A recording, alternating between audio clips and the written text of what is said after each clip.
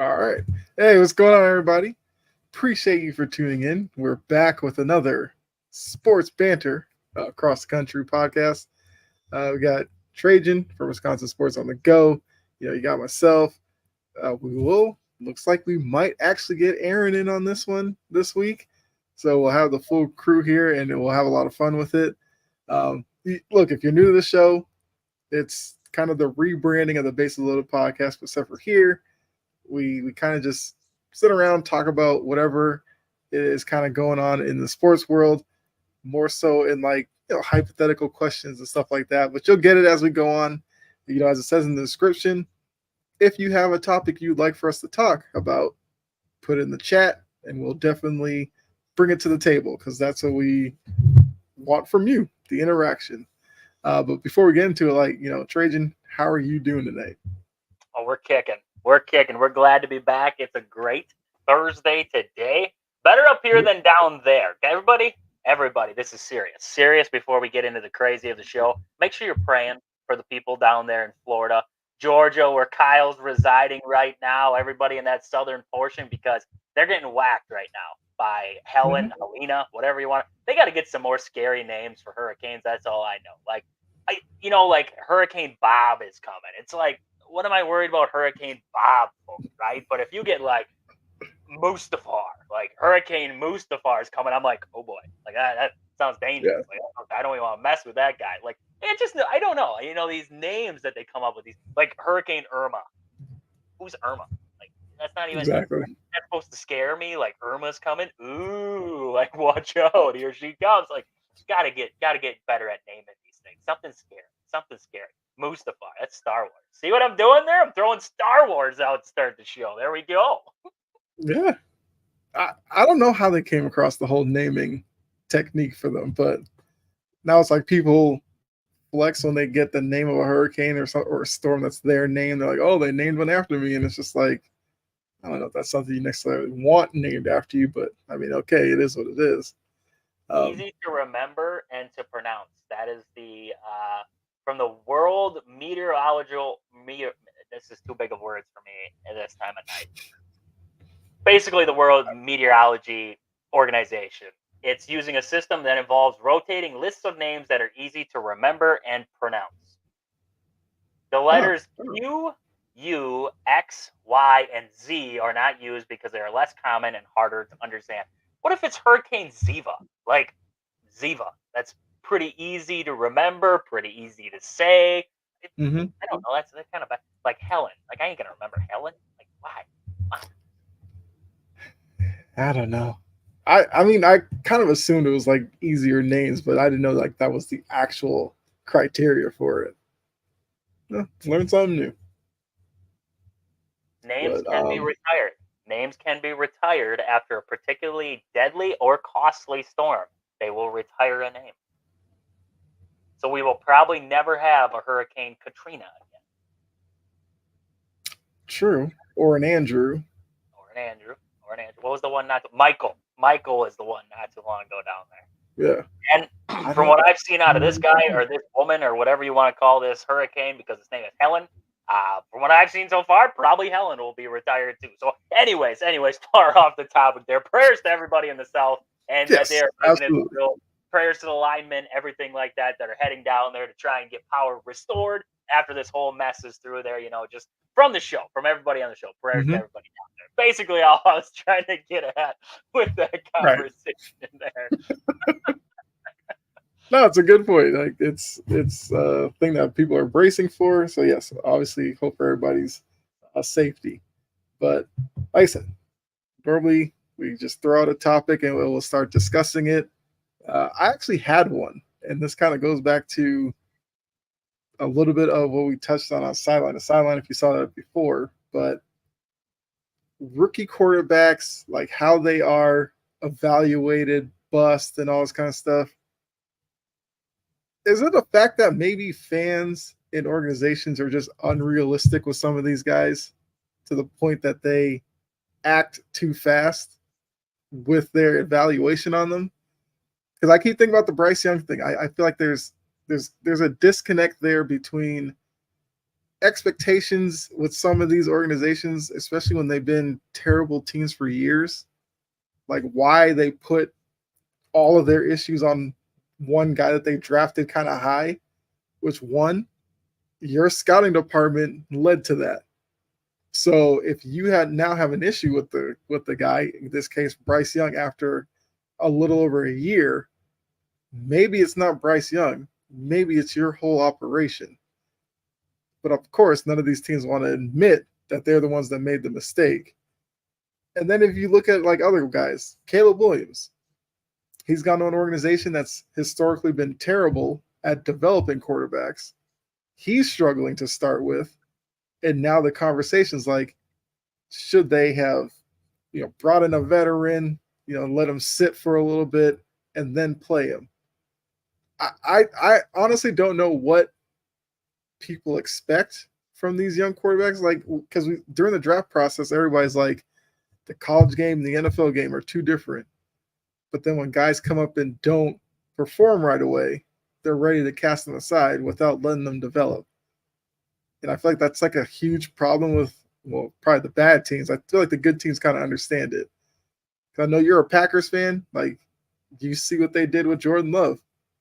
People hated the process with Jordan Love.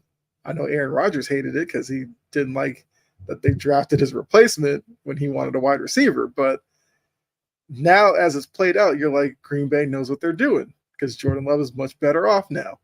And not to say that everybody has to do it that way, because Houston, they had CJ Stroud, they played him, but they put pieces around him so that when he did start, he wasn't out there running for his life. So I feel like these teams need to be more realistic with themselves on whether or not they're actually good at this thing called quarterback development.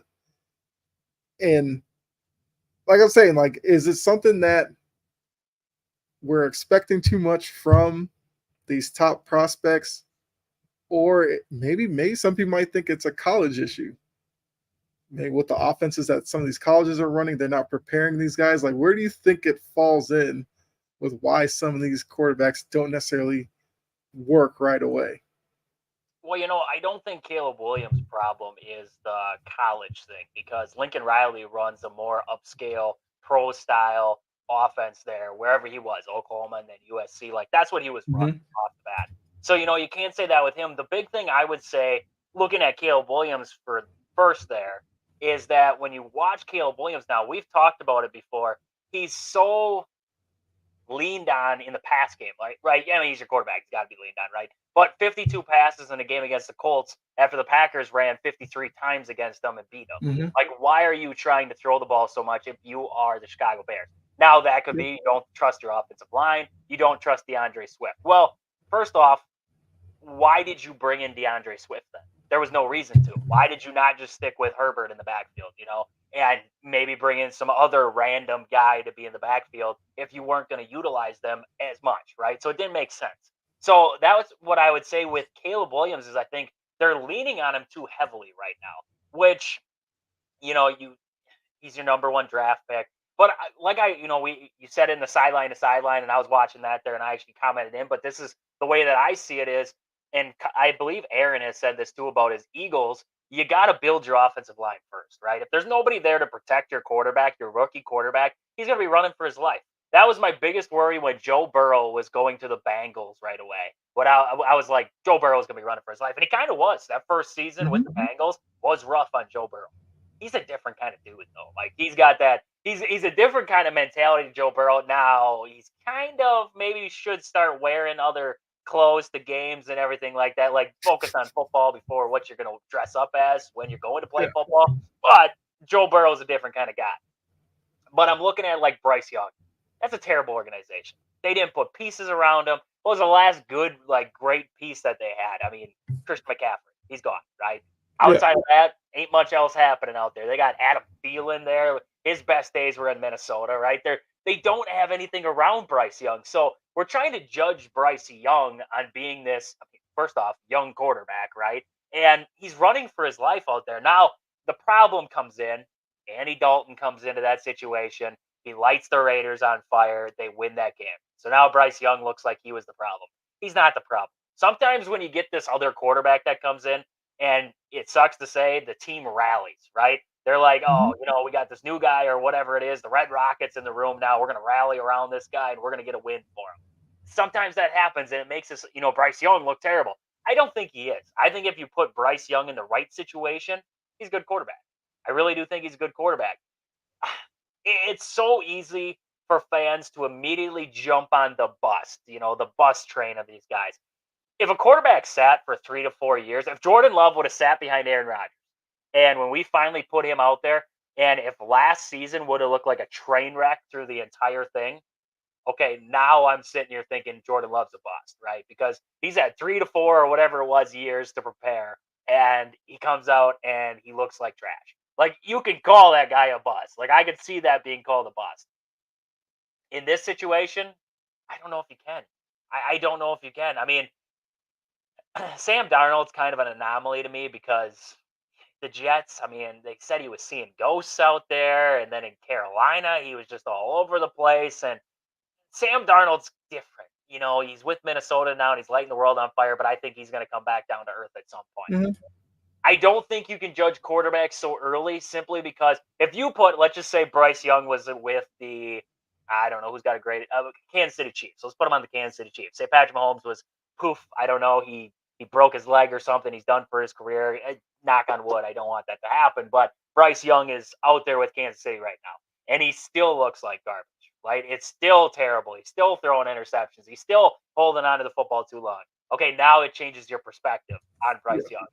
Justin Fields is currently with the Steelers, and Justin Fields is doing just enough to win football games. Just enough. He's not stellar, right? I'm not going to say Justin Fields is stellar, but he looks good enough to win football games. Why couldn't Justin Fields win football games in Chicago where the offense wasn't that great, but the defense was good? Why couldn't he win football games there? But now he goes over to the Steelers with Mike Tomlin, and all of a sudden he can win football games. All of a sudden he just finds a way. It doesn't make sense, right? It doesn't make sense. If you're a Bears fan, you're like, why couldn't he do it here? It comes down to coaching. It comes down to putting the right guys in the right spots.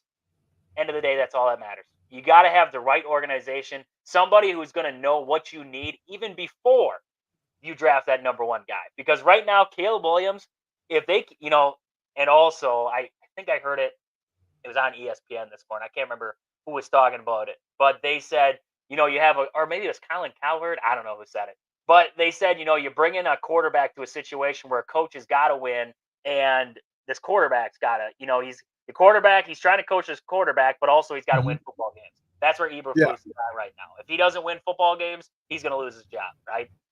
As an organization, you need to realize, okay, if Eberflus is your guy, if he's a good coach, end of the day, no matter what happens in this situation here, we can't just judge him off of the record. We have to judge him over how well did he develop so-and-so throughout that season. Did they get better as the season went on? Matt LaFleur, look at him and what he's doing with this very young Packers team right now. They gave him that leash. They said, through those first weeks of last season there when the Packers did not look good, nobody said for a second that Matt LaFleur was a terrible coach. Nobody said for a second that Matt LaFleur should be fired. They gave him time. And then we saw what the Packers were able to rattle off and do. That's what I feel like the Bears are missing there is a good head coach, good offensive coordinator, guys that can develop and understand quarterbacks there. So that's kind of where I'm at with that whole situation. I don't think you can just immediately go to a bust situation with those quarterbacks yet. You got to see them in the right situations there. Yeah, and I definitely agree with that. And I also think where a lot of these teams kind of screw up their processes, the Bears did it. Once again, we talked about this, but drafting the quarterback, knowing the O-line was an issue because that's what hurt Justin Fields, and then bringing in a wide receiver because obviously you want to give your quarterback a target to throw to, but if he doesn't have time to throw, then how does that work? I just think that, unfortunately, the really bad teams are usually bad, consecutively in terms of seasons and drafting high. That once they make one mistake, you can probably bet they're going to continue to make mistakes down the line until there's a change within their operation. So, like you said, Caleb Williams has gone off to a rough start. It may mean that he wasn't worth the number one pick, and maybe they should have gone Jaden Daniels. but we don't know that. But like you said, Eberflus was already on the hot seat before they got Caleb Williams, and now that he does have him, he's even more on the hot seat.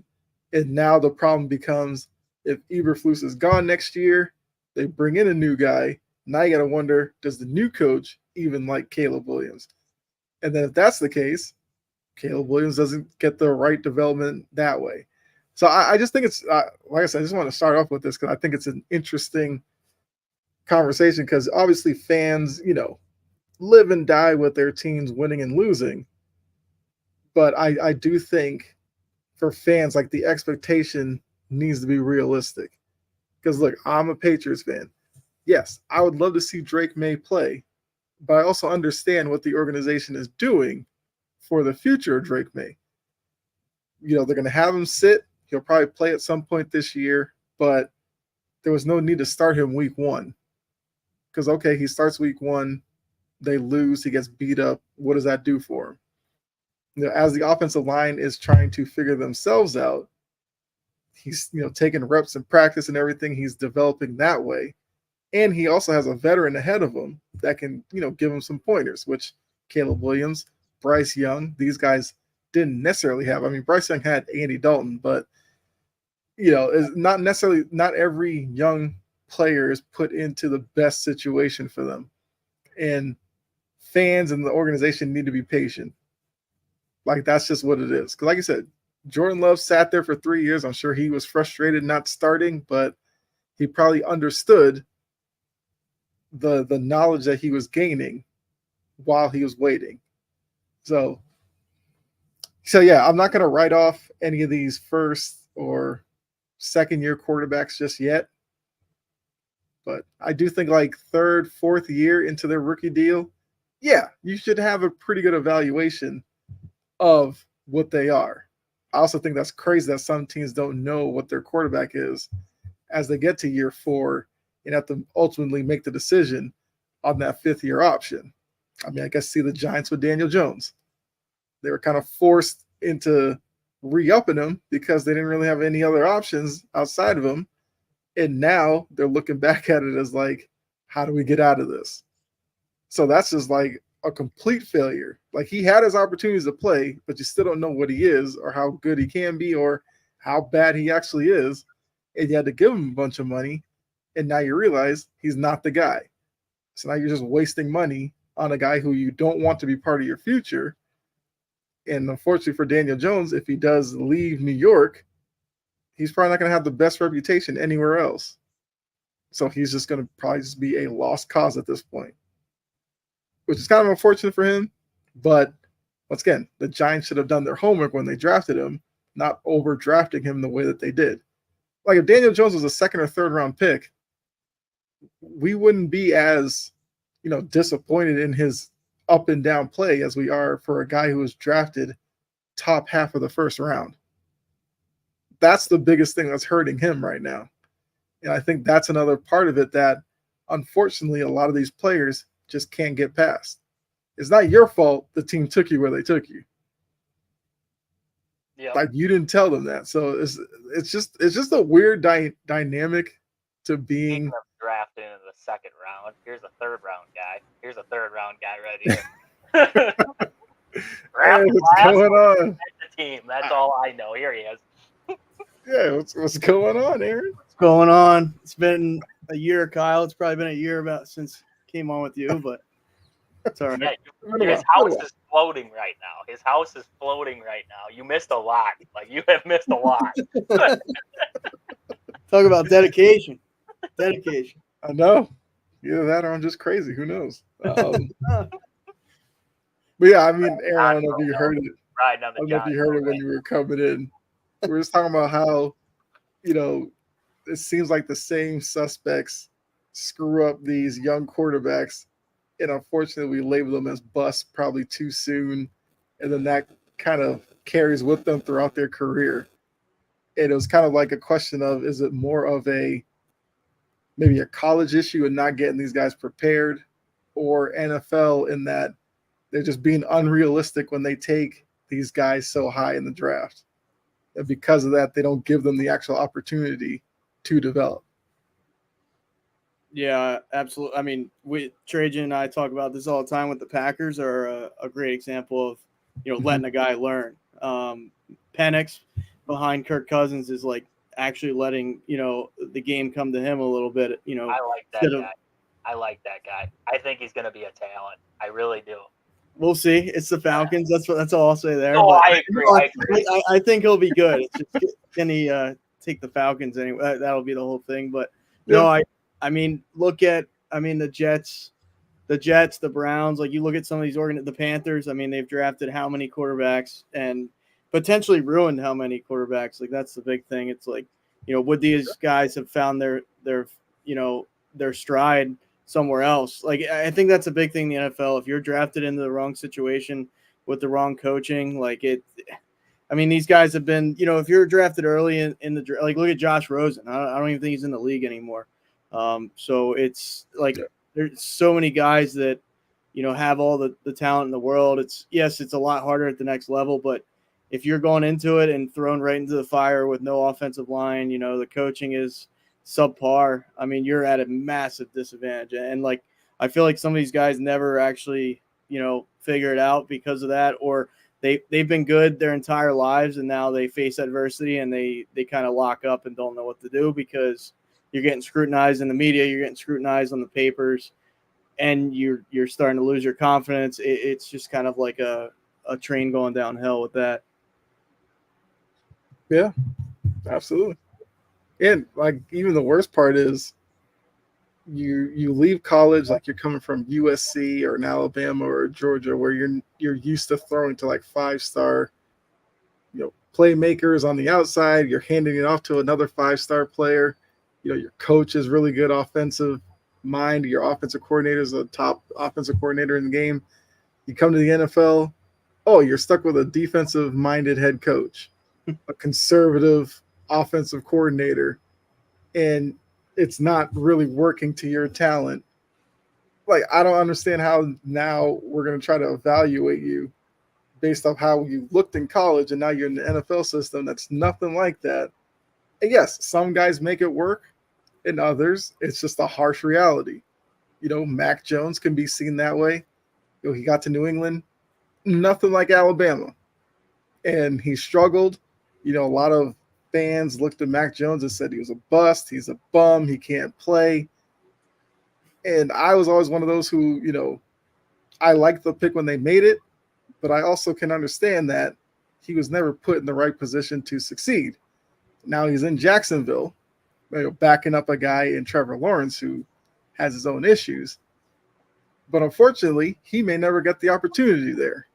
So we may never know the kind of player of Mac Jones could have been in this league, where most people just remember his time in New England and just assume that's just it. That's who he is. A guy who threw interceptions or incompletions or looked lost or got hit, all this kind of stuff, where if you really look at it, New England wasn't the best place for him to go. And I still say with that draft, the Niners should have taken him. They took Trey Lance. That's neither here nor there. Plus, the Patriots probably would end up with Justin Fields, is who I wanted in the first place. But, can't look back on that now and change history. But, that was just what I wanted to bring to the table to kind of get us kicked off. I mean, I guess floor is open to one of you. I found Josh Rosen. He's heading back to school at UCLA to finish out his degree. I went down the friggin' rabbit hole, guys. I was everywhere. I was Instagram. He has a post down there since 2020. I dug around the rabbit hole for a while there. I came back, found this. He's back at UCLA finishing up his degree. So good for him. Good for him. On his way back to school, he's going to do better. I definitely respect that. Yeah. But we got one major thing we got to talk about, and it's a ruining sports for Trajan all the way around. We got to talk about it. That's all I know. This UNLV situation. Everybody knows about it. Yes. Everybody knows about it, but we got to get deeper into this because there is a bigger problem in college sports, not just this guy, because this guy just found a loophole in the entire system. So, basically, for anybody who doesn't know, Matthew Slucka attends UNLV out there in Las Vegas. Fantastic place, whatever. I don't care about UNLV. But they're off to a 3-0 start. They've been fantastic this season. Probably, honestly, destined for the expanded college football playoff. I'll be honest with you, they were probably trending in that direction the way that it was going. Mhm. He has now essentially entered the transfer portal. He's done with football at UNLV. Why, may you ask? Well, if you don't know, he was made a pitch by an assistant coach at UNLV that said, come play here and we'll pay you $100,000. Well, those $100,000 never actually came. A head coach for UNLV said that that promise was never there. And well, now they're missing a quarterback, and I believe their running back is done too. So UNLV basically done anyways, but this is just another hit to the program at this point. My biggest issue with this entire thing, it honestly isn't that this guy was promised $100,000. Actually, that's a problem for me too, but he was promised this, didn't get it. He gets upset, he leaves, whatever. End of the day, whatever. My biggest problem with it now is, okay, we have money involved, right? There's a payroll. All these guys are on a payroll at this point, from freshmen to sophomores to juniors to seniors. They're on a payroll. Why is there not a contract, right? There has to be something in place that is tying these guys to a university at this point. You are professional athletes now. You are not college kids. I hate now when analysts, anything like that, will say, they're just kids. They're just college kids. No, they're not. No, they're not. They're being paid like professionals. They have agents. They're getting paid like professionals right now. There is no reason why there's no contract system. My biggest problem with the whole NIL system was that instead of sprinkling things in, right? They could have went one day and said, you can get brands. And then the next day they went out and said, you can get paid for this. And then the next day they said, you can get paid for this. No. They just completely blew up the dam. They just said, screw it. They just blew the whole thing up and just let everything go. That screwed it all. You were screwed from that point on, because now guess what? There's no going back, right? You can't just undo what you did. There has to be some kind of players union now, right? Because you got to have some voice for the players. So now we need a players union. So now we got to figure out that. We got to figure out every university's got to have their own financial guy now. That's ridiculous, right? They got to have their financial guys. And now you have universities like, let's just say UNLV or these other universities who, how are they supposed to even afford some of these guys? How are they supposed to afford the payroll of their players when they're trying to run a university? Like, it's beyond us. It's beyond what college sports was intended to be, right? This was academics first, then you go on and play professional. And then it was, well, academics really don't matter. You can do liberal arts and then play football at the same time, and then you can move on to play in the NFL because we know you really don't want to be here. Now it's, who cares about academics? We're here for a paycheck, and then we move on and we go to the NFL anyways. We get a bigger paycheck. I have a problem. I have a problem with this whole system. There has to be regulations. There has to be something that controls the transfer portal. Why can this guy jump into a transfer portal 3 games into the season? That doesn't make sense. Why can he do that? There has to be something that ties this guy to the university, that if he's making money there, guess what? You void your contract, you want to transfer out, you get penalized.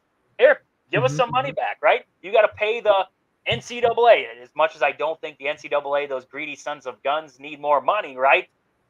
Pay the NCAA. Like, you have to do something to penalize these guys, because this guy just found a loophole in the entire thing, and now UNLV is paying for it, though it might have been their assistant coach's problem to begin with, because he said this to this player and then it wasn't given. But why does it have to be given? Why do you need $100,000 to go play college football? It doesn't make sense. And I'm going to throw it to one of you guys, because I could ramble on about this all night long, but it is terrible. I honestly hate the way that college sports are trending right now. I always prayed that money would never become a factor in college sports, but now it has, and it's ruining college sports, and that's all I got for now. Yeah. Well, I will say that Jory in the chat said college has basically turned into AAU or Little League. Like a semi-pro league, basically. It's a semi-pro league. Yeah, and I think you're on to something with the whole contract aspect of it, because I'm not going to necessarily absolve UNLV or the NCAA. We know the NCAA has plenty of issues.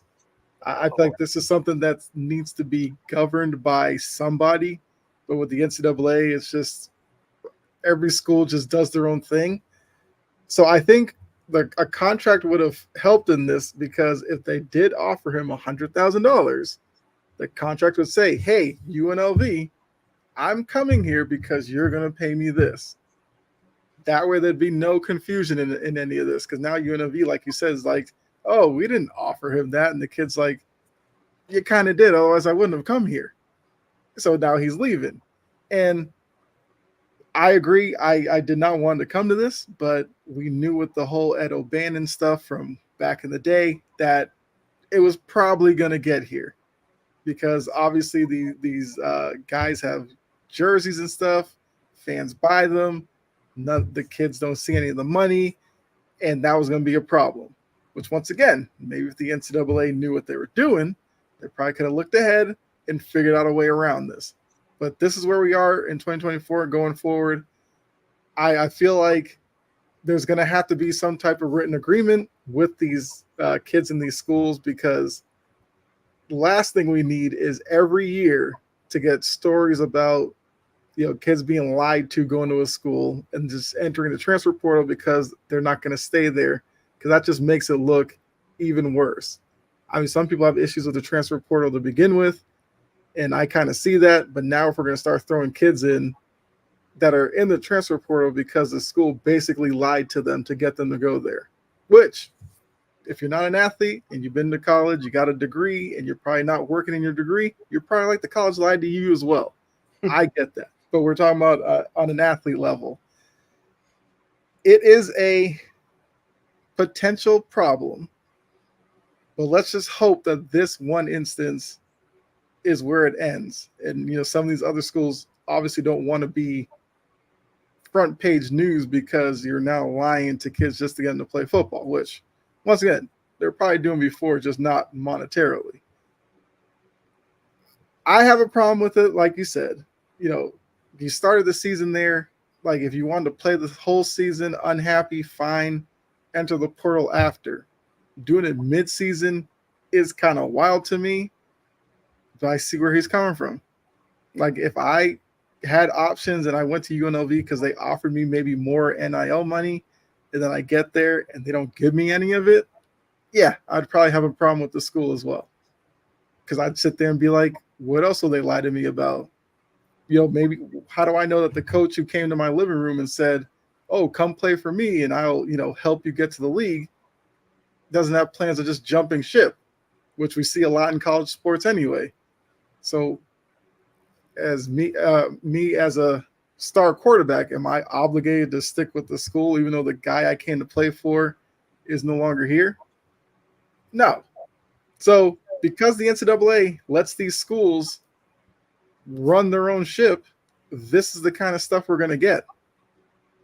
That's why I feel like the NCAA, either you do away with the NCAA and you just get like a board of governors that like looks at all this and goes, hey, you take a new job, you have to stay there for at least a graduating class.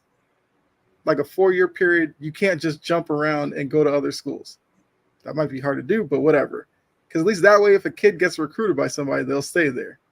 Now with NIL, you got to put it down on paper. Both sides have to agree. This is the money that will be transferred. It'll be transferred in certain payments or whatever. You got to be airtight with this stuff now because this Matthew, I don't know how to pronounce his last name, but this case right now, this is the last thing these colleges want to see. Like, imagine you go to a bowl game and maybe a payment doesn't go through and one of your star players goes, yeah, I'm not playing. Like, that's just going to look so much worse on a sport that I feel like has plenty of blemishes that they're trying to hide under the aspect of, oh, our game is so fun to watch and all this kind of stuff. Like, when you really dig into college sports, like, there's a lot of underhanded stuff that goes on. NCAA in general has a lot of bad things that happen inside that corrupt old business right there. Like, it is, that's nasty. But you brought up an interesting one, Aaron. I'm going to let it get to you, but I just wanted to say this. The transfer portal is the biggest problem. The transfer portal has become the biggest problem simply because they allow athletes to become eligible immediately when they transfer. It used to be you had to sit a year. When you had to sit a year, why would you want to transfer somewhere and sit a year? Because now you're a year older and everything like that. Your body's starting to get older, whatever it is. You're wasting time getting to the league. You don't want to leave. Well, now this guy, Solka, whatever it's Matthew Solka or whatever, however you say his name, don't care, right? He transfers from Holy Cross to UNLV. 3 games in, he says, I'm done, right? Now he enters back into the transfer portal. He can immediately go to, let's just say, Iowa or something stupid, right? And play right off the bat. Like, that's the problem. That's the problem now. I mean, I go back to AJ Storr for Wisconsin in basketball. He's been at 4 different colleges now. In 4 years, he has played at 4 colleges. You want to talk about a guy who I don't trust as much as the next? Like, I don't trust this guy at all. Like, if I'm wherever, I can't even remember where he's going now. Somewhere, not even off the top of my head, I can't remember. I think Kansas. I think he's going to Kansas now or something like that. Like, I don't trust this guy if I'm at Kansas. If I'm Bill Self, I'm like, he's leaving. If he has a 5th year, he's leaving. Like, no doubt in my mind, he's going somewhere else. I don't trust him to stay here. And that's the problem. Is the biggest problem for me. You know what? Honestly, I don't care about the money. You can't go backwards with the money. But the transfer portal, that's got to be fixed. Because you just have guys flipping ship like it's nothing. And that's where I go back to the contracts of being able to know. I mean, look at Nick Saban. Why did he retire? He didn't just retire because he was old. He didn't retire because he was old. He loves football. That dude would have coached football for another 10 years if he probably would have coached it for another 10 years. Why did he retire? He walked away because he didn't want to deal with this. He doesn't want to deal with this. He wanted to recruit guys in, maybe pay them underneath the table, move on with life, go and win championships. Like, that's what he wanted to do. And yet we do this whole system. It gets all ass backwards. And now he's the biggest vocalist against it. He's the biggest vocalist against all this crap. I don't get it. I really don't. Why? Why do we have to mess with something that was already not close? It wasn't perfect, but it was good. It was great. It was not professional. It was so much better because guys weren't getting paid. It felt like loyalty was there. You had 4-year guys or whatever it was. Now, if you see a 4-year guy on a team, you're like, that's a stand-up dude. Like, I would have that guy at my barbecue. Like, that is just the nicest dude in the world because he is a guy who's going to stick it out for 4 years. Yeah. I tell you what, if you can name me multiple teams that have those kinds of guys nowadays, I'd be surprised. I'd be surprised at this point because you don't get those guys anymore. And that is my biggest problem. I hate it. I hate it with a passion because how are lesser colleges supposed to compete when all their players are going to leave because they don't want to stay and get better there? They would rather jump ship and go somewhere, win a championship, and probably suck on that team. Why would they want to stay with you? It sucks. It really does suck for college sports and small colleges out there. Well, it does have a purpose. I mean, before you get in here, because I just want to say with the portal has actually helped smaller schools, which is kind of like a backhanded positive to it. Now the problem is, schools like Alabama can't sit 3 5-star guys behind a 5-star guy.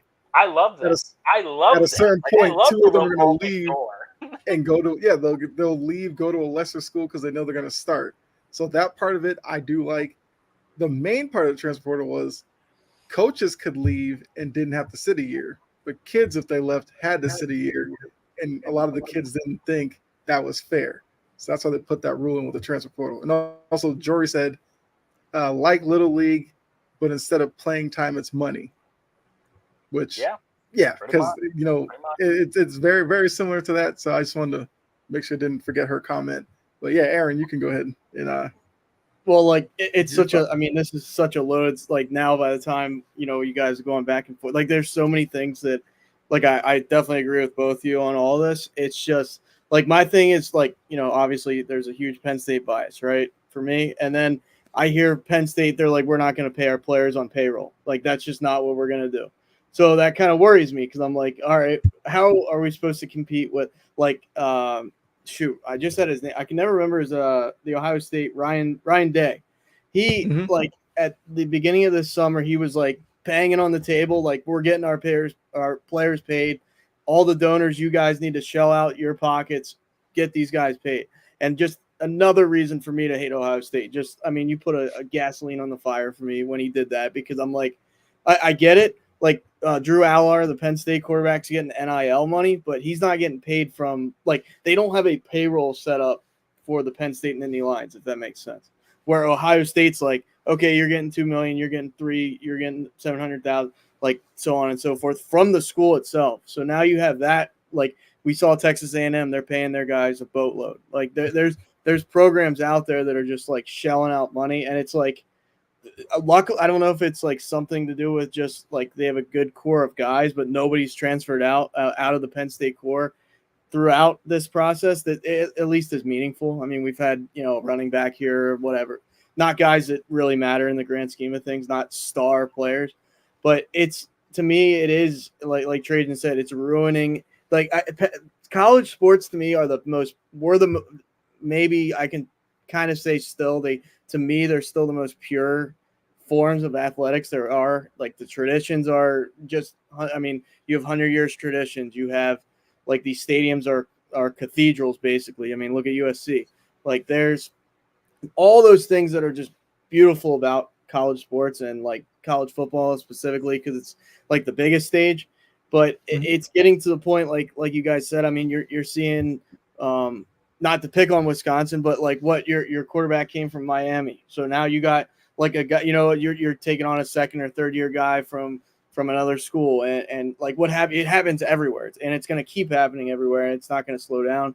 And I just the loyalty, like you used to see, like throughout the COVID years. I mean, Penn State's quarterback was a 6-year senior, like that. You talk about a guy that was just there, and like there's something to that, and like it's hard, like if for Penn State, for example, if I see, okay, we have a quarterback transfer this year. Okay, now we have another quarterback transfer this year. Like it now it turns into like, okay, now it's like free agency nonstop, and it's like there's no loyal, like you guys said, there's no loyalty to the program.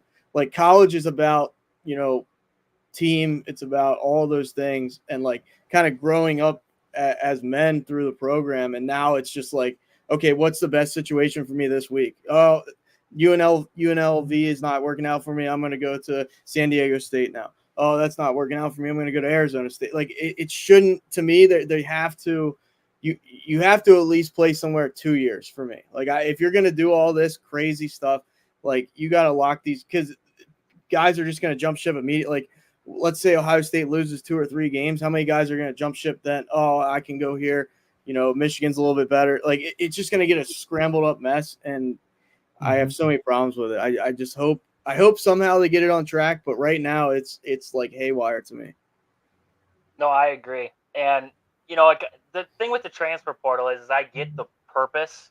There just has to be regulations on it. There's got to be control over it where guys, like you said, Aaron, 2 years, that's your contracts coming back into it a little bit there. But not having the ability that it is like free agency, but there's nothing holding you back, right? Like I mentioned, AJ Storr, 4 different colleges in 4 years. I get the coaches thing, then hold them both accountable to it. If a coach, just quits and leaves, they got to sit out a year. Make it so that it's an all-around thing. You're not ticking off anybody, but you got to be able to regulate it a little bit because you won't be able to control it otherwise. And that's where we're at. It's the Wild West. I mean, you don't know if you're a football coach who is going to be in your locker room come fall. You have no idea. You're sitting there in the summer. You're like, how do I game plan, right? You just mentioned quarterbacks there are evolving door. How do you build a program offensively if you're getting quarterbacks from all over the place and you have no idea how he's going to fit your system? You think he's going to fit your system, right? But you don't know. I mean, he hasn't been there. You want to build guys in your system. You don't want to see him just keep going in and out all the time. It just doesn't work. It doesn't work. It really, unless you go to Alabama and you have 5 stars all over the place, then it's pretty easy, right? You just chuck the ball up, they're going to catch it, right? It's a simpler game. When you're at Wisconsin or Penn State, right, they're not paying players. Wisconsin doesn't have money to pay players. You can't do it, right? Boston College, they aren't going to be a decent football team anymore because how do you compete in the ACC with the rest of these powerhouses if you can't keep the talent you have in the locker room? It just won't work. In small colleges, yes, you said, the transfer portal has benefited them in some ways because guys spread out.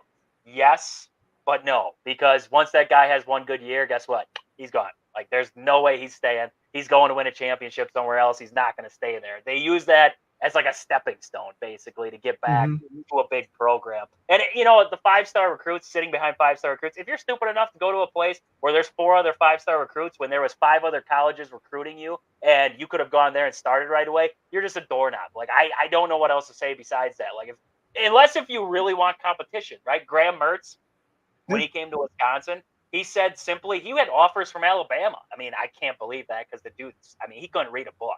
He couldn't read a defense. He couldn't read a book. I don't know what he could do. But, like, his biggest thing, and I respected it, was he said, Nick Saban and all these other coaches, they said, you come in, we're going to get you in right away. You're going to be the guy, right? Wisconsin, Paul Christie said, well, we got this other guy here. You're going to have to fight with him for the job. Like, I respected that. He still came to Wisconsin knowing that he had to fight for a job to get it. So, if you want to fight for a job, I get the other ones doing things like that, sitting behind other guys. I like that. But nowadays, you can't do it. Nowadays, you can't get away with that. You got a lot of comments here to read, Kyle. So you read this one first, and I'll keep them in for you. Yeah, because John says, my thing is, if they were promised that, why didn't they have it in writing? Which kind of goes to us talking about need to have contracts. UNLV has now lost, I believe, 3 to 4 players from UNLV. When schools can pay directly, it will only be the bigger schools to be in the top 10. Yep. Yeah. Jory said they should at least play 2 seasons. Yeah, kind of agree with that.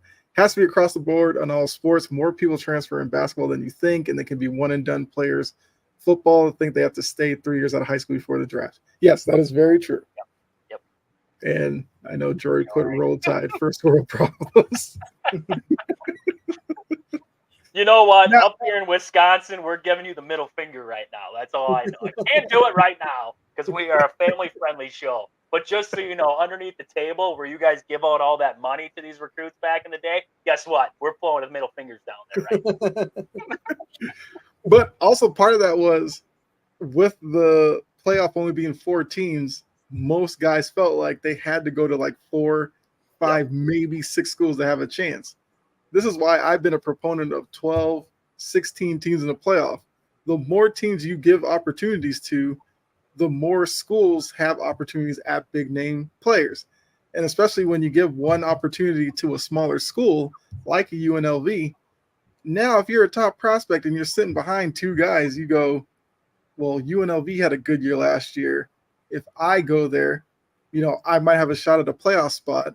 And who knows, maybe I could be the guy that leads UNLV to some big upset over a big name school. And now I become a bigger, brand and everything like that. So once again, this all points to the NCAA for me. The NCAA should have had this playoff in place several years ago.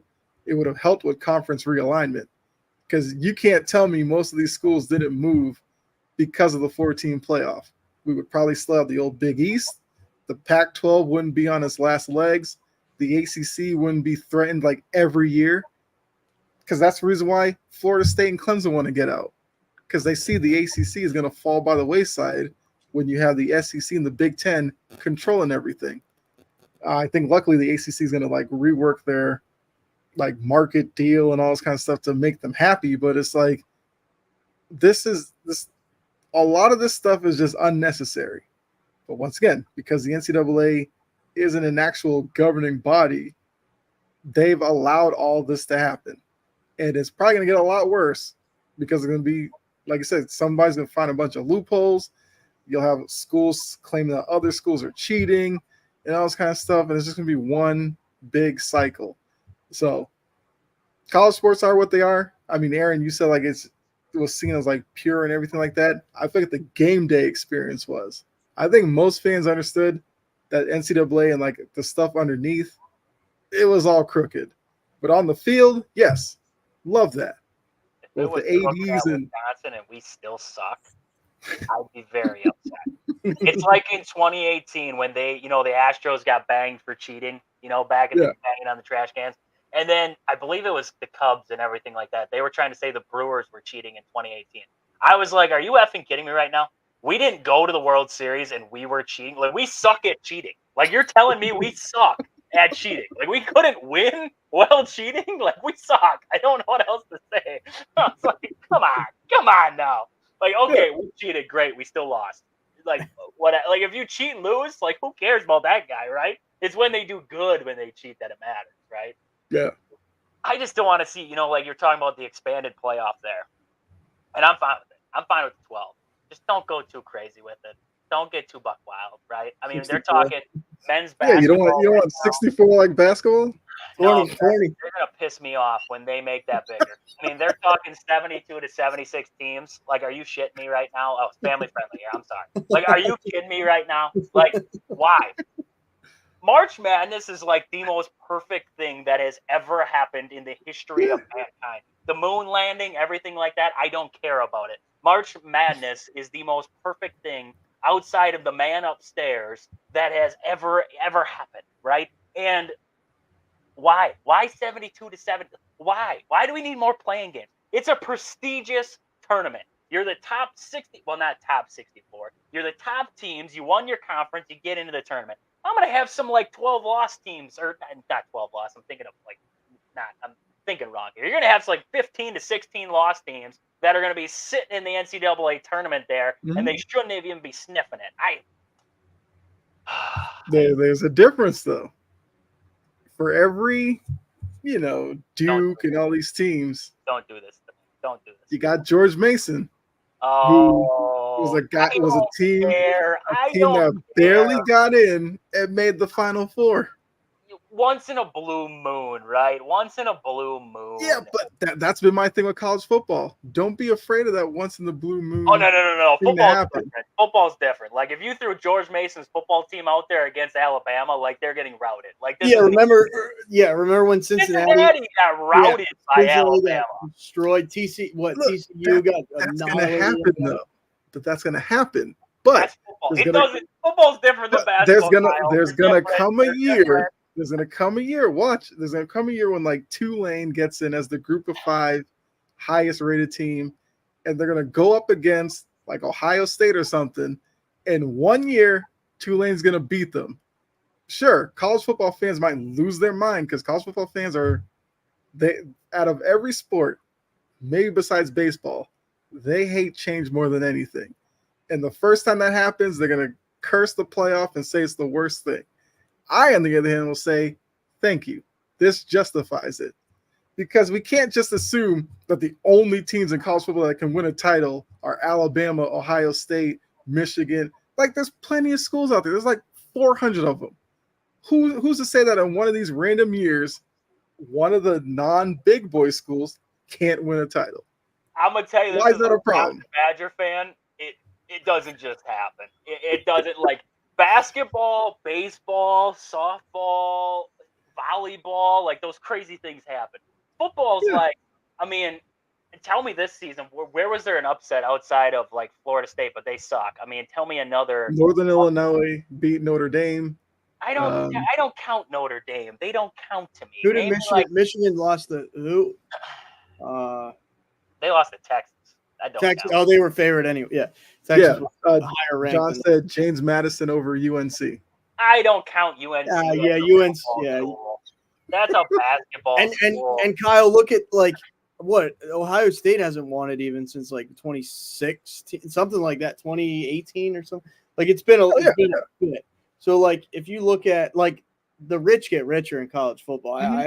That is like the only thing I dislike. I will take college football over the NFL any day of the week, especially on Saturdays.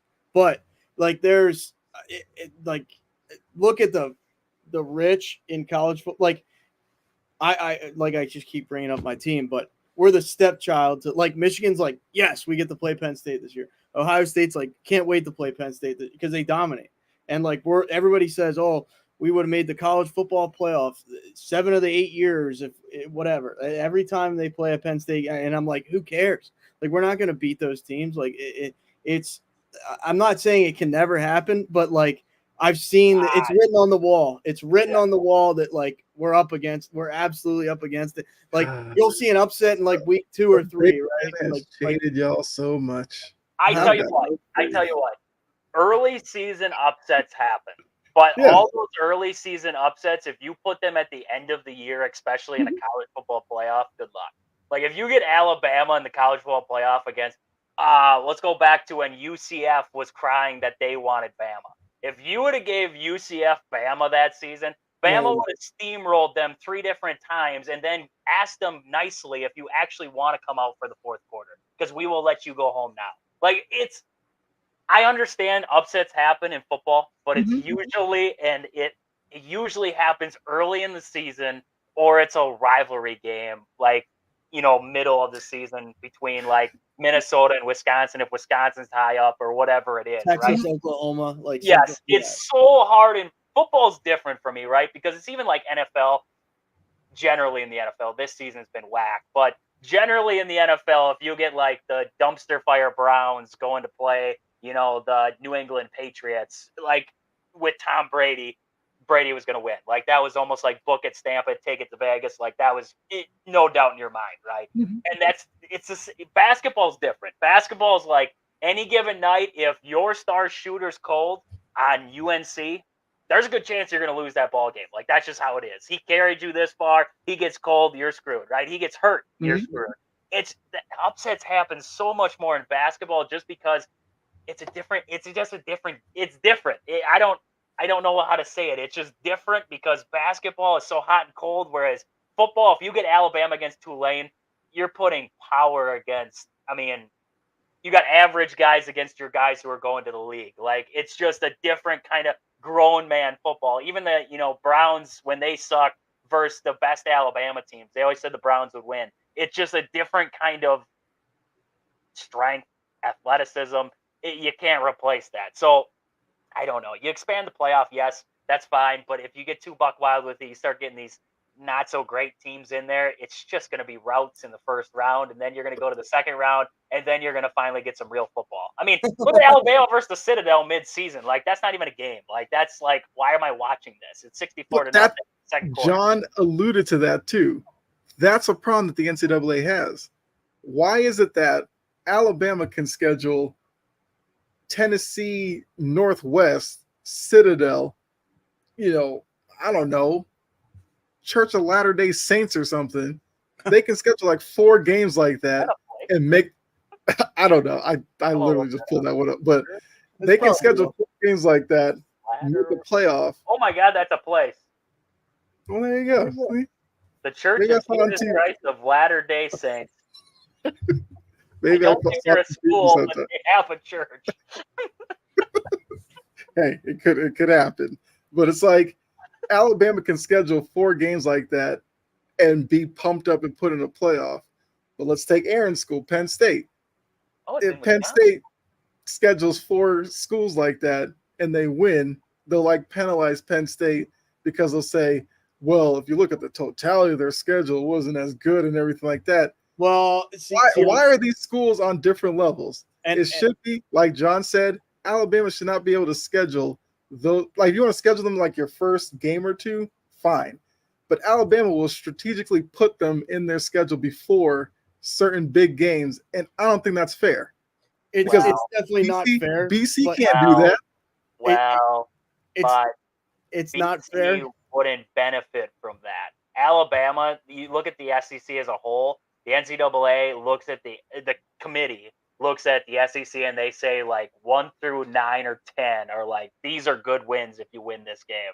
Whereas if you even look at the Big Ten, you probably have a list of 5 teams in the Big Ten, and then after that, it's like, those are wins. If that, so it's like Alabama playing the Citadel mid-season, but they have to play Texas A&M, and they have to play LSU, and they have to play Georgia, and end of the day, the Citadel game doesn't affect their resume because they already have so many. And I'm not saying that that's fair to these other schools, but like your resume boosters are already there on your conference schedule. You don't need any more resume boosters outside of conference. And even look at Alabama this season. They routed Wisconsin, but is that going to look like a resume booster? I don't know at this point because we don't know. The book's still open on Wisconsin. So, it sucks. I agree. It sucks that, your school can't do that, but it's Alabama and they're in the SEC. Like that's just, it's how the cookie crumbles. I'm also not knocking Alabama and like necessarily with that.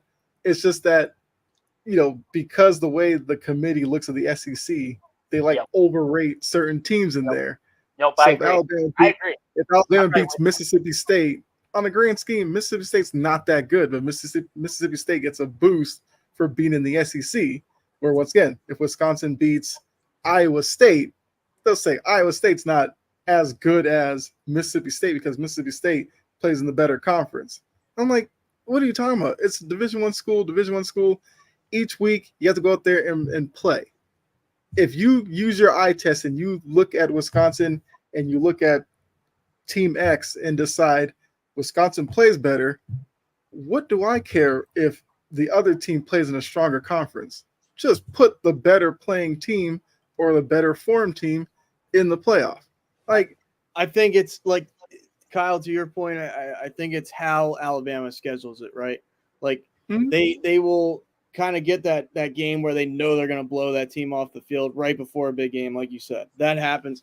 See, like Penn State to open the year, they've already played Bowling Green and Kent State. They played Kent State last week.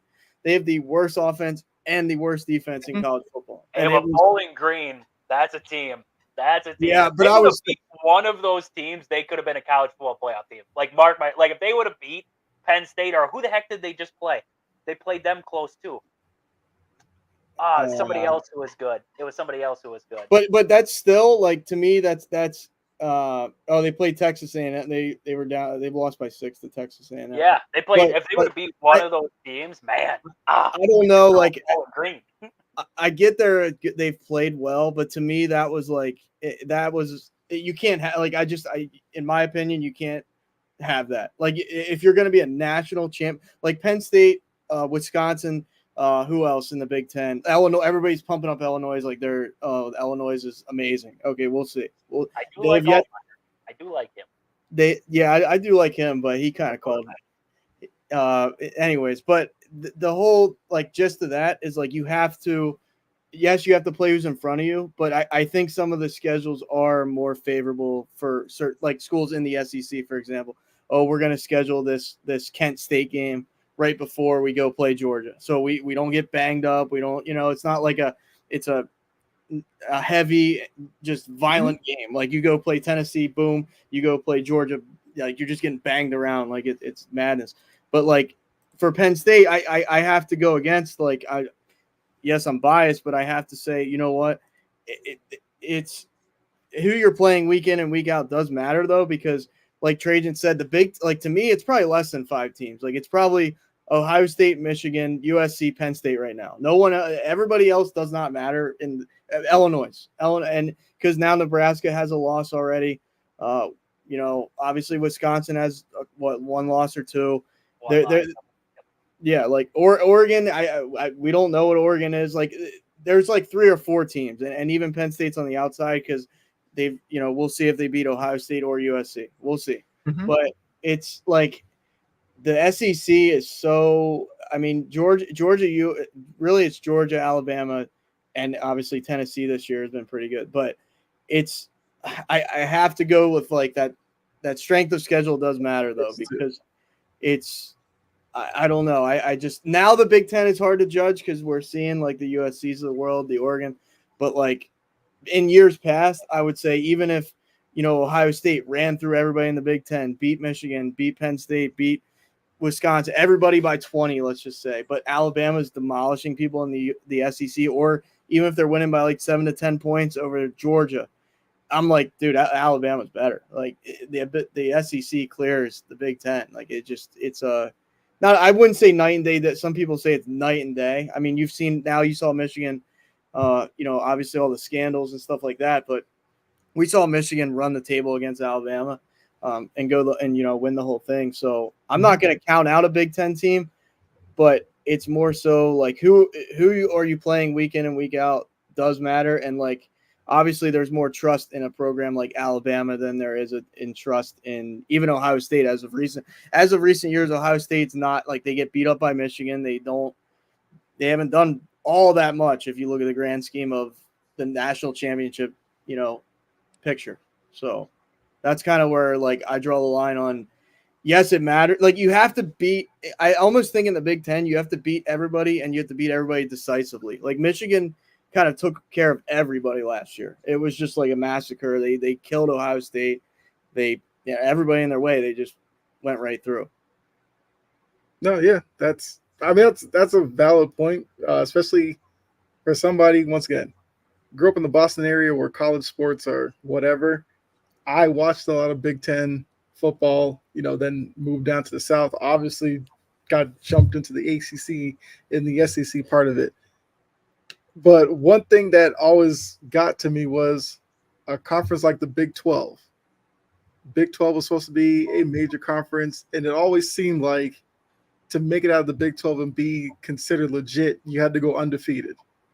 Because SEC, they'll give you wiggle room. You lose a game or two, they'll be like, oh, you're still a good team. You just lost to a really good opponent. But then little like Oklahoma or Texas when they were there, the minute they lose that one game, it's like, oh, there goes their season. And it's like, that's a lot to ask of a bunch of college kids that you have to be perfect while you're looking, a few states over. They can lose a couple of games and they don't drop as much as you do. And I get it. Certain conferences are better than others. I'm not trying to say like, Conference USA should be judged the same way as the Big Ten and the SEC. That's crazy. But if you have 4 major conferences, how is it that you have some hierarchy between the 4 major conferences where one of the major conferences don't even feel like a major conference anymore? And that's what happened to the Big 12. That's why Texas and Oklahoma said, yeah, we're done with this. We'd rather go struggle maybe or fight harder in the SEC to make it out than to sit here and dominate the Big 12 and get no respect for it. The Pac-12 was a major conference. USC dominated the Pac-12, couldn't sniff a playoff because they looked at the rest of the Pac-12 and said, oh, you're beating Washington State, Oregon State, and all these other teams, and just made it so that USC was wasting their time year after year playing in that conference. That's kind of my overarching point is like if the NCAA treated their major conferences like major conferences, we wouldn't have the problem that we have now. Where now you have the Big Ten, it's like 25 teams, but they're called the Big Ten. that is the change. It's crazy. The no name change is weird to me. I mean, it's gotta. I know they want to keep tradition, but now tradition's out of though. So it's like call it the Big 20. It sucks. It sucks. I'd be honest with you, but and you have the ACC that just brought in Cal and Stanford into a conference that has BC and Georgia Tech. Where is the sense in all of that? I'm still surprised that Cal and Stanford ended up there because that's a crazy road trip if you have to fly out there to play Cal. I'm assuming they're going to schedule Stanford right after, and then you come back for like a home game or something. Like that's a lot. But I don't know. It's whatever. I still watch it. I still love college football. Don't think I hate it or anything. It's just that I just miss the good old Big East. At least BC had a shot. I think what it came down to was this is what I always thought about when you looked at the conference as a whole. The SEC schools were the most complete football teams. Great defenses, great offenses. Yeah. You looked at the Big Ten, that was power football. It was good defenses, run it down your throat offenses. The Big 12, average defense, could be a good offense, average offense. That's where you kind of hovered in. You look at the Pac, no defense, gunslingers, running the ball around, just offensive, no defense. Like that is what got them in trouble. So you look at your hierarchy then. You look at, okay, where's my most complete football teams? If I put these teams up against each other, who's got the best ones? SEC wiped the floor. They had the most complete football teams. Big Ten was like, that's power football. They won't be able to compete with an SEC school who is great on offense, great on defense because, well, time of possession, everything like that, it's going to be tough, right? They got to be able to go explosive with them. That's why Ohio State changed so fast. Michigan hasn't really changed, which is impressive. Like, they won a championship playing the run game with J.J. McCarthy. But look at the Big 12. I mean, when was the last Big 12 school that was dominant? Like, was that team? Right now, if Texas was still in the Big 12, you could say Texas, right? But outside of that, when was the last time there was a Big 12 school where you said that team is the best team in the country? Texas back with Vince Young, like that maybe, right? And you look at the Oklahoma had some good teams. Look at the Pac side of it, and you say, okay, when was the last time that a Pac-12 team was undoubtedly the best school in the nation, right? I mean, you could maybe say Oregon, right? Back when didn't they win a championship? Or they went to the Marcus Mariota. Did he go to the championship, or was that Rose Bowl? He was in the championship. Yeah, he was in the championship. So I mean, Oregon would be your last Pac-12 team, but before that, how far back do you got to go, right? Maybe like USC, and then look at the ACC. I mean, outside of the Deshaun Watson years at Clemson and Trevor Lawrence years at Clemson, who else in the ACC has done? I mean, Florida State, right? Florida State with Jameis Winston, but before that, I mean, you look at Yeah, where 'cause your hierarchy comes from. Florida State went through some very ugly years. Yeah. Yep. So you go through. I mean, where's your schools that are consistent? It's the SEC. Like that's undoubtedly those are your consistent schools who are always there. And I got sick of seeing Alabama and Clemson every single year, but I was like, those are the two best schools in college football. At the end of the day, those are your two best programs. So I mean, I don't want to disrespect any other conferences because, like I said, my Badgers they're in the Big Ten, but I undoubtedly know that there's some SEC schools who would just completely mop the floor with my Badgers. Like the Badgers could look good in the Big Ten, but once they got out and played some bigger schools, it was like, good luck, right? We can't even beat Ohio State. How are we going to go beat Alabama? How are we going to go beat LSU? Like, those are the mountains that we couldn't climb. And I understood it. I understood it from a recruiting standpoint and everything like that. It just was never going to happen where Wisconsin was able to go and they were able to compete in those big games. So that's, I guess, why I see a hierarchy in conferences is simply because, well, outside of money, your most complete schools are SEC schools. But also, the only way that Wisconsin can get better is actually face those big name schools consistently in a playoff setting. It drops my dreams, man. I watched Wisconsin play Alabama, and I realized where we rank in the hierarchy right now. But it's also easy for Alabama to replenish their their depth when they know they have an inside track to a playoff. For Wisconsin, Wisconsin's got to recruit like hell to get these guys. But they need those 4-year guys. They need those 4-year guys then to be able to build that program like, Wisconsin was used to, they used to do with Barry Alvarez back in the day. Build your players up, get them to that junior, senior season, then they roll. We talked about rookie quarterbacks sitting behind a guy. You don't want your freshmen out there playing if they don't have to play. That's never been Wisconsin's motto. We got to build guys up to get to that point because we don't get 5-star recruits. We don't get a lot of 4-star recruits. We're 3-star guys. We're 2-star guys. But you guys know Leo Chanel with the Chiefs right now. He's one of the better defensive players on the Chiefs. TJ Edwards was once with the Eagles there. I believe he's with the Bears now, if I'm not mistaken. He's a very good linebacker. TJ Watt, all them guys. They didn't come in as these studs. They didn't come in like Alabama was on the phone with them. But guess what? When they left, they were studs. But that's how Wisconsin was able to build those guys within Jim Leonard's defense. He was a great defensive coordinator, but he's gone now. But he was a great defensive coordinator, great mind, built these guys, got them ready to go. But that's progression. And that's where the transfer portal and everything ties back to what we're talking about now is you can't do that anymore. You can't do that anymore, so it makes it not impossible for Wisconsin to compete, but almost impossible. Even a team like Penn State, if they're not going to pay guys, guess what?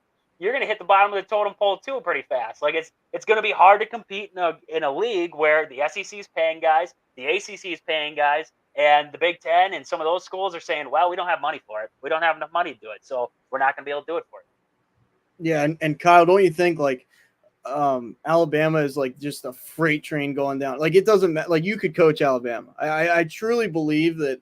Like maybe that's like ludicrous to say like any of us could sit on the sideline, but against like Middle Tennessee State, I think we could. I really do think like you have talent. You could run like trick plays for half a quarter and you'd probably still win by 30. Like the notion that like, if Alabama played, I'm not even going to say Wisconsin. Let's say if Alabama played Northwestern every year for the next 25 years, they might lose once. Like it's that much of a discrepancy in maybe if Northwestern really got on a tear in recruiting and stuff, but like Trajan said, like they're such at a disadvantage. Like, and once you've like if Nick Saban would have went to Wisconsin or Penn State or Michigan State and started this like empire of like, okay, Nick Saban doesn't settle for second place. Like he's trying to win it every year. And I love that. I would love to have a coach like that. That's the way I think it should be. Obviously, it's not realistic for most programs, but he's found a way to be that guy. So at the end of the day, like if you have that just consistency time year in and year out, and you build and like guys that go to Alabama are like, all right, I have a really good chance to go to the NFL playing here. Guys that go to Northwestern are like, thank God I have a place in college football. Like, it's two different mindsets. You know what I mean? Like I don't know. Everybody else is kind of not everybody else, but like the Northwesterns, the Marylands, Rutgers, like these are underdog guys. Like these are guys that are like, okay, I want to prove something. Like, there'll be a TJ Edwards that comes out of Wisconsin. There'll be a guy that comes out of, Cincinnati. But it's like Alabama's like a breeding ground. You go there because you're like, I'm the man.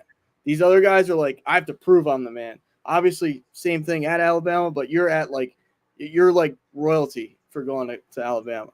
And even under a new coaching regime, it's like they haven't skipped a beat. So it's so hard to compete with that level. Like, to me, I don't know. Yeah. But it's better in football than basketball. Like football, Bill Belichick was pulling guys from like random schools. Like you can be found in college football if you have talent. College basketball is a little bit tougher. Like you're playing D2, D3. Good luck. But Belichick went to the grocery store and found some grocery bags. Hey, he got Kyle Duggar out of the school.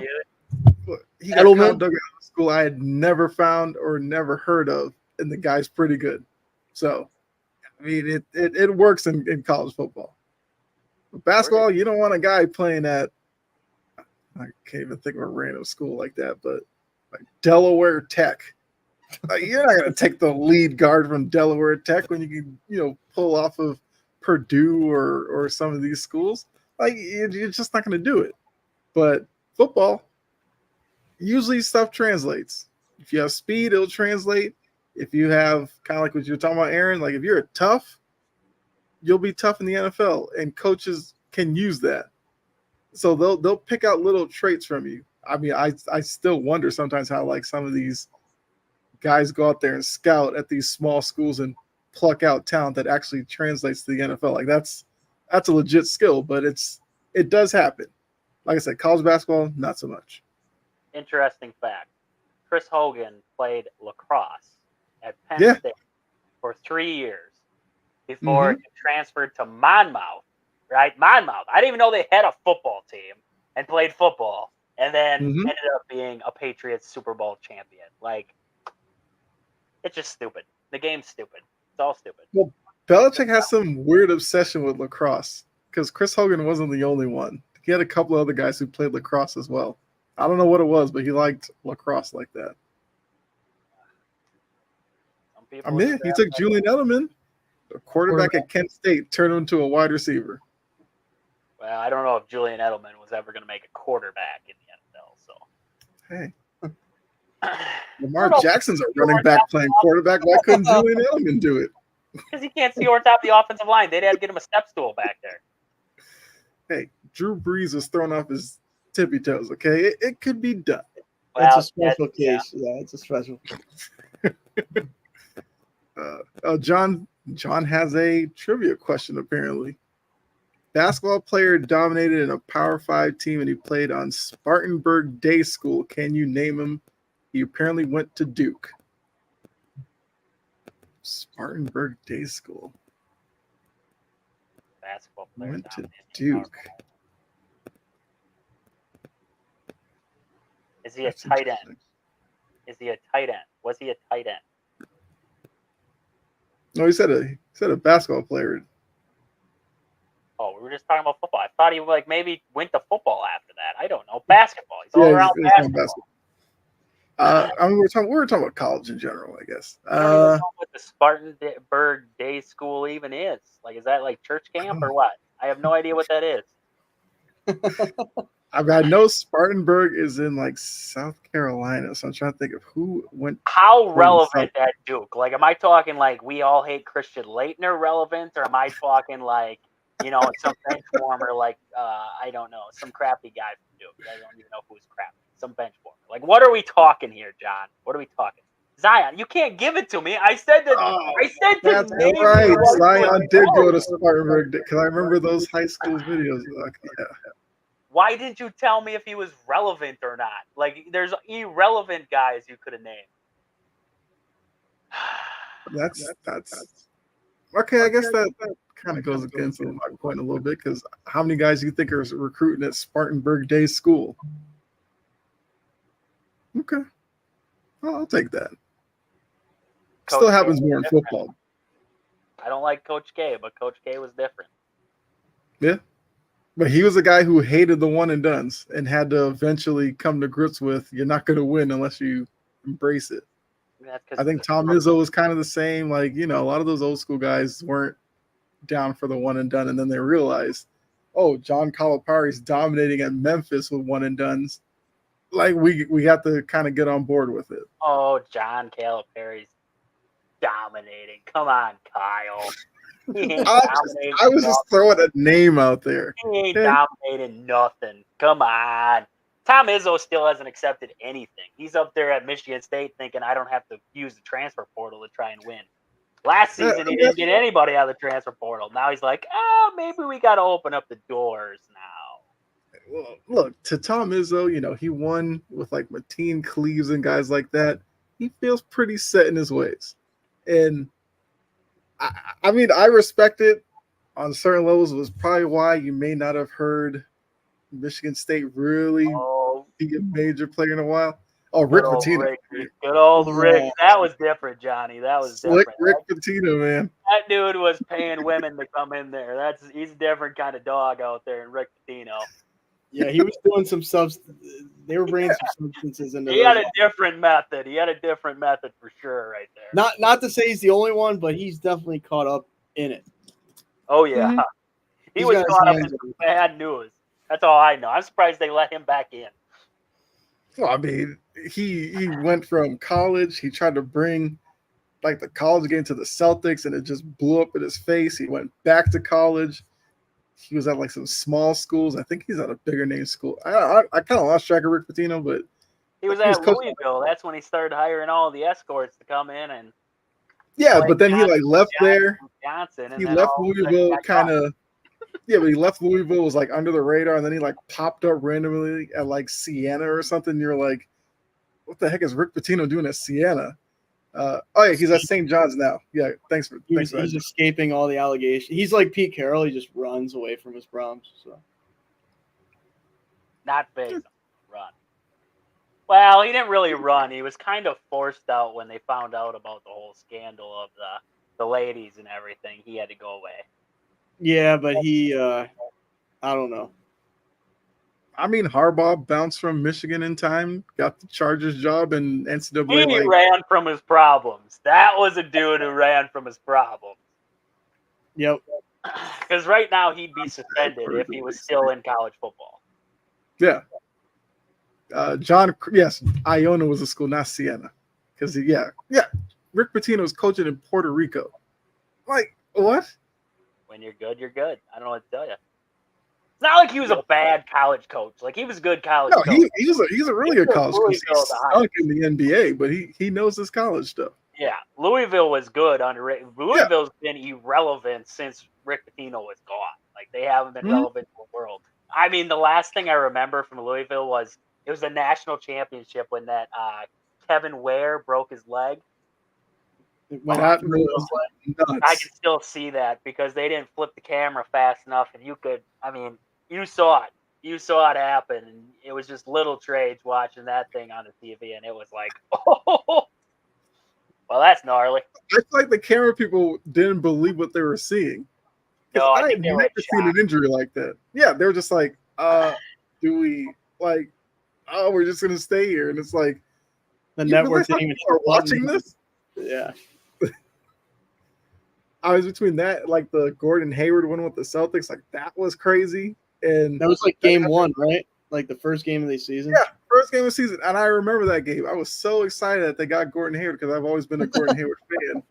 I think the game tipped off. I went to the kitchen to get something to drink. And I think my dad was watching. He was like, ugh. And I was like, wait, the game just started. What happened? I go out there.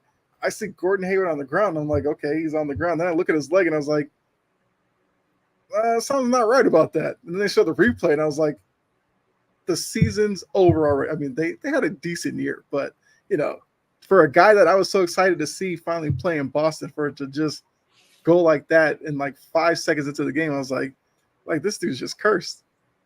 Sean Miller's another guy. Yeah. I forgot about Sean Miller. I forgot about him. He was dirty there for a little while. He was just too stupid. He got caught. That's all I know. Saban's handing money underneath the table for years, and Sean Miller gets caught. Now, I think it was his assistant coaches, wasn't it? The great ones, it takes them years to master the underhandedness. Okay, Sean Miller was new to the game. He got caught. New to the Like, game. there's some of the stuff that Nick Saban's probably done that we have no idea of. Kyle's He's over there Nick like, Saban. be better, just be better. That's Yeah, what he's over there. Like, it's all good. you heard Be Al better. Davis. You're not cheating. You're not winning. Yeah, you got to do it correctly. You don't think George wasn't cheating the last 5-6 years? Like, come on, loaded everywhere. No, George. No cheating at all. Duke was clean. Ask a Duke Look fan. at how many Duke guys was at clean. Georgia are. Look at how many guys at Georgia getting like arrested for like drunk driving and stuff. Like, clearly they have some issues down there that they need to fix. Jalen Carter. It's like, Yeah, they just get all the crazies in there. It's okay. Yeah. The Eagles draft them, then it's time. Yeah, I trust. I wasn't a fan of it. I was like, you know, a lot of the fan base is like, if he can play, who cares? But I mean, he kind of killed. I mean, consequently, Off-brand bags only, not McDonald's. Off-brand. That random burger joint from your town, that's the bag you got to use. So like those, so you know when you go to that high school game there and they got those white paper sacks that they put your popcorn in, like those are the ones you got to use. Under the table kind of stuff. Like it's just popcorn. pretty don't much, ask, yeah. don't ask. Oh jeez. Any big games happening this weekend? What do we got going on? Any big games? We got Georgia, Alabama this weekend. Why so early in the season are we talking Georgia and Alabama? Most years they don't even play until the SEC title game. I was shocked they're actually playing in the regular season. I'll take it whenever they play. I don't care. Kyle, are the Red Sox still? I haven't really been paying attention, like down the wild card standings. Are they? They are eliminated. Oh, It was fun. I mean, they hung around for a while. They did hung around. Oh, they did. Yeah. And look, Trevor Story came back early from the elbow and shoulder injury, and he was actually hitting. So there's some optimism for next year. But yeah, they got eliminated last night. Oh, so But really? they beat their win total from, because I think the last couple of years they were 78 and 84. They've won 80 games this year. They still have some left. So Who's your World Series? Like, you don't have to say 100%, but like, do you have a team you're leaning on that? Because this year's like weird. This was actually something that Trajan and I like wrote down to talk about this week. Our like revised World Series picks, because we made them like early in the season, and yeah, now that we kind of know everybody who's in the playoffs. I remember I watched back that episode. Aaron had the White Sox and the Nationals. He had the White Sox and the Nationals in the World Series, and everybody was like, "You're an idiot! No, this guy sucks." And I still look like an idiot. I think they should do that. I think they should do that. You should have your World Series, but then put the two worst teams against each other too. Like the White Sox and the freaking like Miami Marlins. Like you have a losers World Series. Yeah. That'd be sweet. I'd watch that. If anything, Get the number one pick. They should almost make the White Sox move out of Chicago and keep the A's in Oakland, because the A's Move somehow the White Sox to Oakland. That's what you have to do. Oh, Every team with the worst record has to move to Oakland from now on. You get to play with the Possums. That's what you get. You get to go to Oakland. See, but those people deserve. Oh my God, They deserve way better. Yeah, that's the thing. Like the White Sox, I don't know if their fans deserve that. I shouldn't say that, but it's like you're such an atrocity. Like they should get bumped down to AAA or something. Like, all right, you're not in the league next year. Like you're. I wonder if your AAA team's any better. That would be kind of hilarious. I heard their GM was like, "We're not going to be active in free agency." I'm like, okay, so Who's next going year. Well, I know, but it's like next year will look eerily similar to this one. I'm sure. Like nothing burger all year. Like, you see their fans booed that night when they could have lost the 120th game and they actually won. The fans booed because they wanted to see them lose the 120. That's when awesome. You have nothing else to look forward to. You just got to do what you got to do. I can appreciate that. Yeah. The Charlotte White Sox currently in the second half are 35 and 38. They're currently sitting in the middle of the International League East. Not too shabby. Get some talent off of there. John put some games for this week. He's got Oklahoma State versus Kansas State, Louisville versus Notre Dame, Arkansas versus A&M. Washington State versus Boise. His upset is at Auburn over Oklahoma. Okay. Interesting. Well, Miami being is something else. I got a Solna pull-down bar faucet with hidden magnetic docking spray head for $726. What the hell is in that faucet? That's all I want to know. What is in that faucet that's making it $726? I don't know. Random ad. Those are all great games right there, John. Those are all great games. Yeah, George said they still lost 120. That's true, but those fans who went that night probably like, this is my one game. We're going to see 120, and then they win. They're like, well, I'm not coming back tomorrow to see if they lose or not. Didn't they just sweep? Yeah, Miami game will be rescheduled. Yes. Auburn, Oklahoma. That's a sweet upset right there. I like that one. Auburn over Oklahoma. I like that. Yeah. All right, so we got to do a revised World Series. Yes. All right, Aaron, you were late. You got to go first. As much as Philadelphia chokes, they are the biggest chokers probably of any major market in the United States. Man, I'll say Phillies make it. Would you rather have them get the 1 seed or the 2? Would you rather see the Brewers early or the Brewers in the NLCS because they're going to beat the Dodgers? Come on now. I hope they beat anybody but the Dodgers in the NL. I mean, I'd rather see the Mets. Like, as much as people call me sacrilegious Phillies fan, I hate the Dodgers more than the Mets. I do. I don't care. I don't care if that's people have a problem with that. That's fine. So I'd rather see the Mets beat the Dodgers, rather see the Brewers beat the Dodgers, anybody. So I'm not gonna say, I don't want to insult the Brewers. I'm not scared of the Brewers though, as I sit here right now. The Brewers aren't scared of the Phillies, so good luck. I mean, that's I don't think they are. I'm not saying they are. I'm not, by no means am I. But I'd rather. I mean, the Brewers are a good team. I'd rather them face them or like get a test right out of the gate. Like, so yeah, I'd rather see them face them early than late. I don't know though. Other than like if the Dodgers are out of it, and like, who do we really see in the NL other than the Phillies? Other than, I mean, I don't know. No shot. No, not giving the Padres a shot. Padres have played really well down the stretch. They are who in the NFL? They're the Bills. They're the Bills of the MLB. I guarantee they won't. Even if they made it to the NLCS, see them in the second round. Then that's all I know. I'd rather see the Brewers than I'd rather see the Padres than the Brewers. I should say. Don't care. Padres will not do anything. I book it. That's where I'm at on that. I think the Mets have a better chance than the Mets have played not that bad. Oh, John, settle down with the Brewer talk. Come on. What's going on?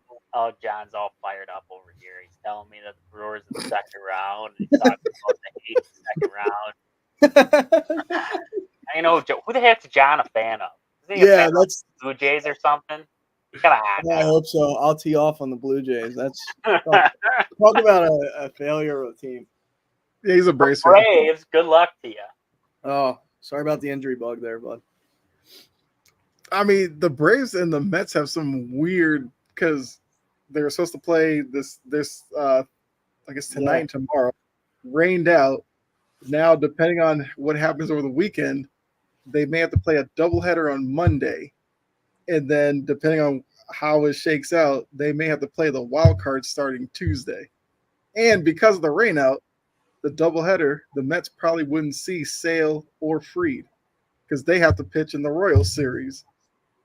I think they'll pitch like Saturday and Sunday or something against the Royals. Like, it's just weird. See, they should move those guys around like somehow. I would not, you know what I mean? You want to go into your playoff series with your guys, like. Oh, you're fighting for your playoff lives. If you don't win those games, I know you got to play to get in. I know it's like damned if you do, damned if you don't. Yep. I don't know. That's but crazy. Kyle, I don't know. Maybe Kyle's picking the Yankees because he's not really. He hasn't really. I say Phillies from the NL. He's a closet Yankees fan. That's all I know. As much as I hate to say it, I feel like the Astros are going to go from the A. I know that's like an easy. They've been there, but they look at the second half they've had. Like they're not getting a ton of hype. I mean, they get some, but I hope they beat the Yankees in a series. That would be just awesome. Yankees fans would have meltdowns for months on end. So, and the Orioles are too banged up. Who else? Cleveland might actually pose as a threat this year. And most years I don't give them a realistic shot. They're the only team from the Central. Like the Royals are not. They're not going to do anything. I tell you what, one team in the Central you don't want to see in the first round, but after that it don't matter. The Tigers. I will give them the first round. You don't want to see that team in the first round because they are riding a wave that is unreal right now. Mm-hmm. So I feel like that magic will spew into the first round, the wild card game. But after that, I feel like it's gonna, fizzle out eventually. They're gonna come back down to earth. If they don't, fantastic. Like that's a historic story that we're gonna be talking about if this team puts on a deeper run. I just wouldn't want to see them in that first game. I really want that first series. I'd be like, oh boy, this team is hot coming into the playoffs. That's true. Yeah. I mean, that could be Orioles Tigers in the first round. Wouldn't surprise me. Or Astros. Astros could end up with, I thought it was. I think right now the Astros would have the Tigers, but the Tigers are tied with the Royals for the second wild card. So isn't that something? They caught up to the Royals even. Like that's wild. That is wild. Yeah. But shout out to the Tigers. What do you got? All right. So National League, I feel like Dodgers Yankees World Series. I'm calling this is Kyle's pick right here. Dodgers Yankees. No. Neither. I like chaos. I like chaos. I like chaos. I like this guy. What do you got for me? So I'm thinking, I think the team that Aaron wanted to throw aside in those Padres, I think the Padres find a way, get to the World Series. Oh man! Even though I can't stand Manny Machado. Wow. So that's tough for me to say. Because like I said, I can't stand Manny Machado, but whatever. I just think the Padres find a way to make their way through the Dodgers and Phillies. Even the Brewers, who I'll give the Brewers some respect. I think the Brewers could be very interesting when it comes to the playoffs, but I'll take the Padres. And then the American League, there's so many teams I want to root for in the American League. I mean, I started with the Orioles before the season, but the Orioles are worrying me with the way that they're kind of closing out the year. They have so many injuries. It's like they're not even the same pitching staff is like not even the same pitching staff. Yeah. That's where I think they'll be shot. Yes, that's what worries me about them. So I'll probably have to change off of them. I want to believe in the Tigers, but like you said, I kind of agree with you. Like they'll be good in the first round, second round, like it'll probably burn out. Would love to see the Royals, but it seems like the Royals are kind of limping into the end of here. So you know what? I'll go Guardians Padres World Series. Which baseball fans will probably be so upset and say they're not going to watch. Like last year. Whatever. Yeah. I mean, look, every fan base, every sports fan does this. Oh, it's not the big teams that we know. I'm not going to watch. But then you complain when it's the same teams over and over. Like I don't get fans who are like that, but I guess when it's like two smaller like markets, when it's like what? You should enjoy it. I'm here for it, but I'm just saying like when I say you guys should enjoy like the Yeah. other fans, it's like you'll get to see the Guardians. Most of you probably couldn't name two people on the Guardians. You'll actually see them on a big stage. It's almost fun, Kyle, when like not fun. I hated every second of it. But when the Patriots were on that dynasty run, because I was like, all right, Falcons are my team this year. All right, the Rams are I was rooting against the Patriots every time. I was buying jerseys left and right. I was like, I don't even know who this guy is. But like when if the Yankees make it, I'll be like, okay, whoever's coming from the NL, I want. Like last year, I didn't have a hatred for either team, and I didn't like either team, so it was like, I guess that's where like the fun kind of gets sucked out of it a little bit. But I am here for it too at the same rate because like. I would Cleveland would be like I think that would be because that place goes nuts like and they got that Cubs Cleveland World Series not too long ago was. Mhm. I mean, you talk about a heartbreaker. That's like you got hit Yeah. in the gut if you're at that time Indians fan, but they kind of deserve another crack at it. I mean, whatever. You got to show up and play. It's not one of those things. But Yeah.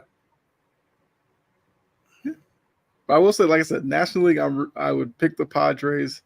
My second choice would probably be Brewers because look, if we get Dodgers Yankees, I'll be so upset because I can't even watch Dodgers. I'm going Dodgers all day though. Still, No, I probably would too because I can't But I Mookie can't Betts at have a least. Yankees World Series. Yeah, I like Mookie Betts. Yeah, yeah, you Freddie got some. Freeman, I got no problem with them.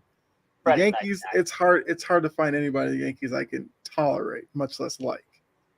I used to like Rizzo, but he stinks now.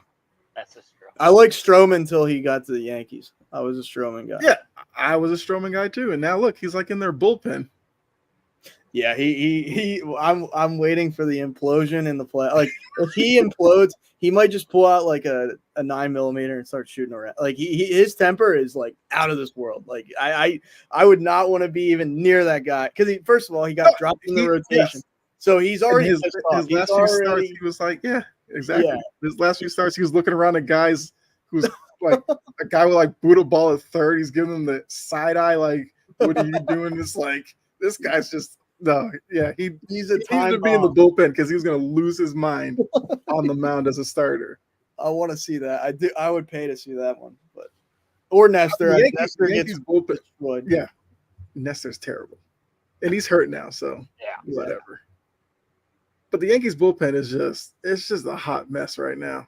Clay Holmes is like just couldn't find it. Now they moved him out of the closing role. Yeah, like, he's got the pressure of the world on him. Like even if he comes in the 6th inning and they're up by 2, like talk about seeing ghosts. He is like he's in the crosshairs of the Yankees fans. Like he might implode. Like there's so like that Luke Weaver. I think he's pitching well, but like I don't know.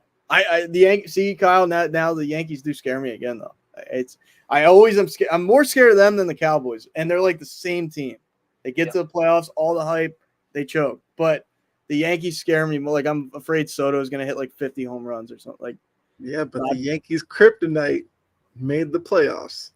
The Astros. The Yankees cannot beat the Astros in the playoffs. I know. The biggest rivalry in baseball, and the Astros don't even know about it. Ownage. Because you know what's going to happen if they meet in the ALCS, and if the Astros win, every Yankees fan's going to come up with, oh, they're using trash cans again. And it's like, hey, that happened how long ago? Get over it. And they beat you're still spending all your money and all that stuff, and you can't win.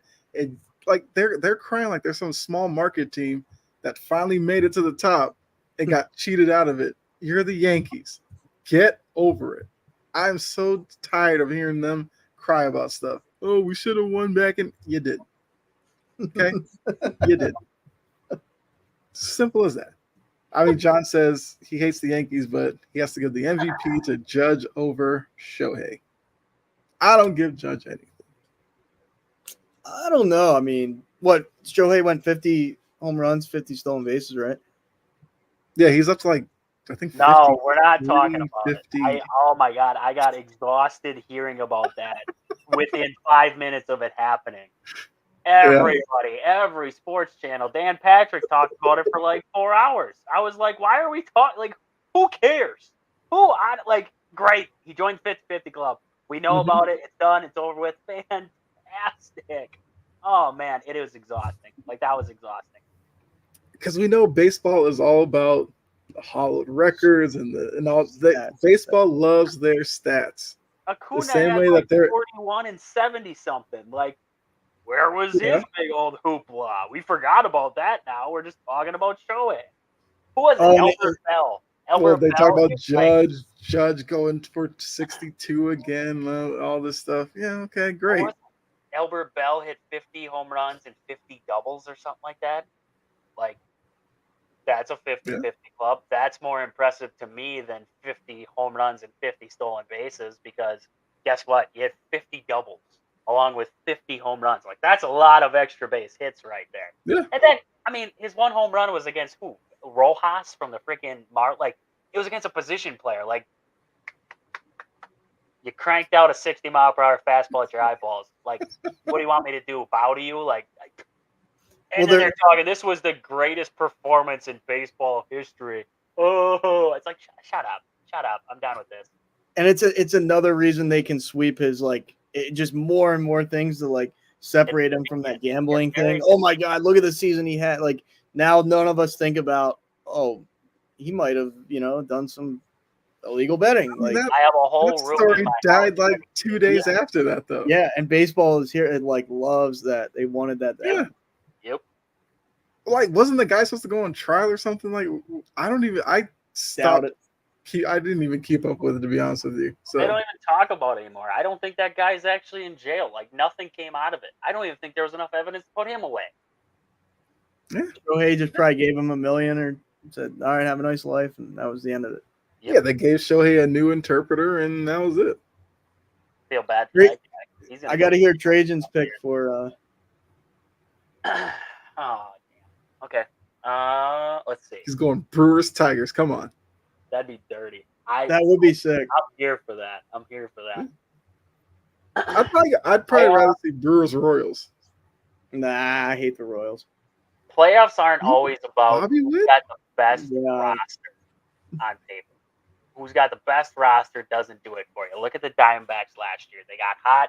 They were what I always say is they were too young, dumb, and stupid to know that they shouldn't have been there.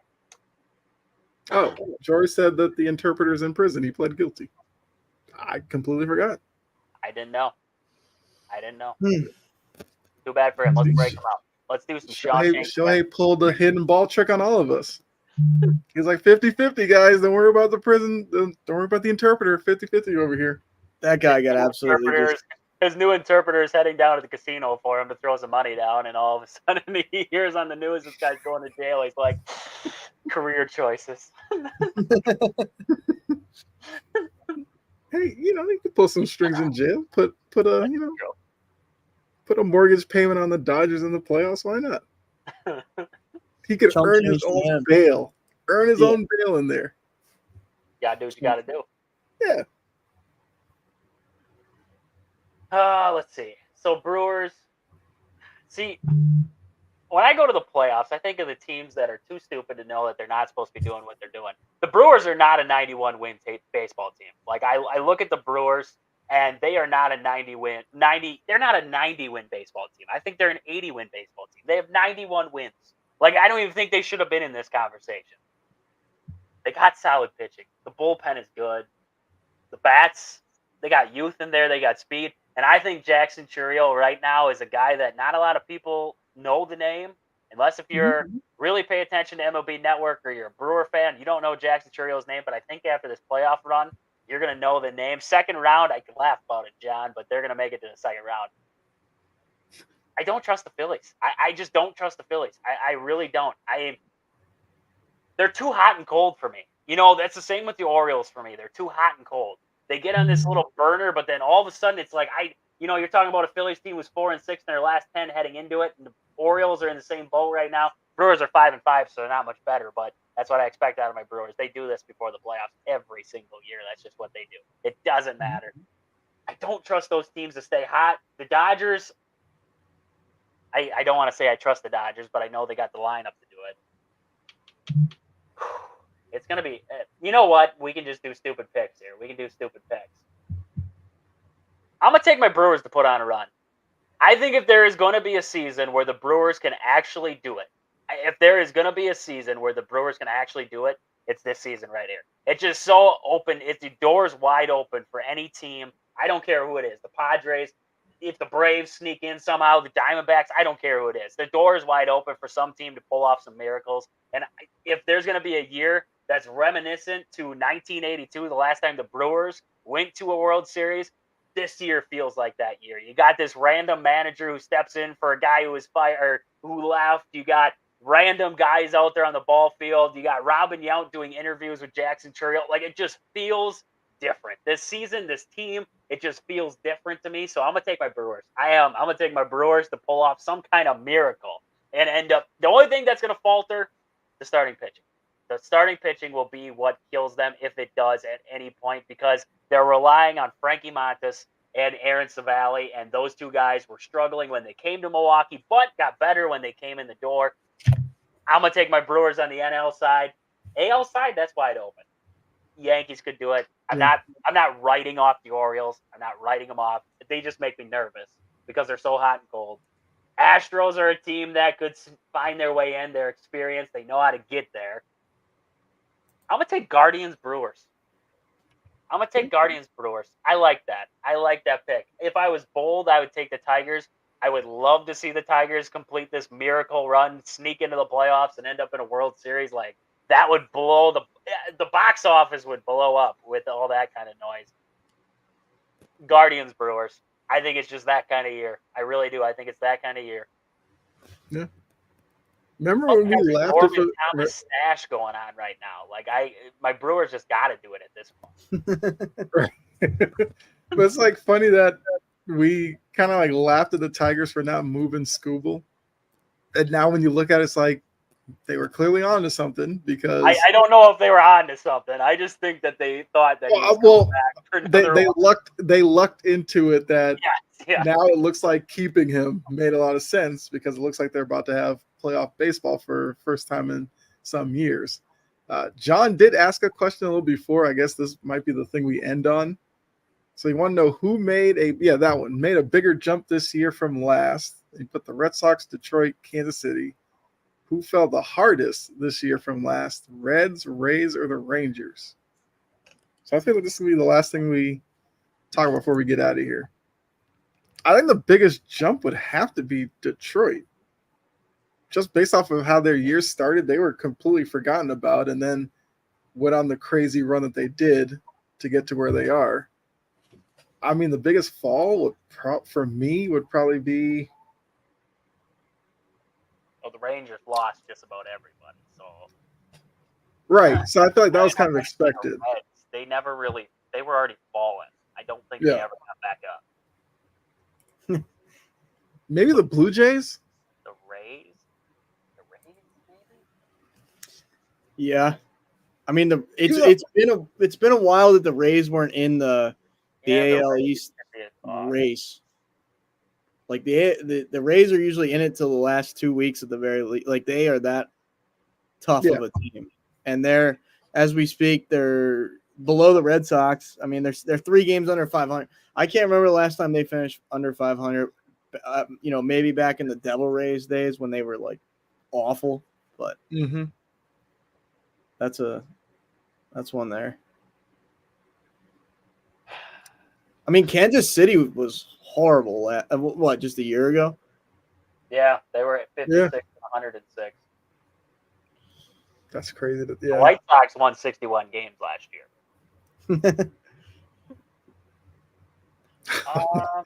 As bad as 61 is, it's better than 39 wins. It's crazy that they got that much worse.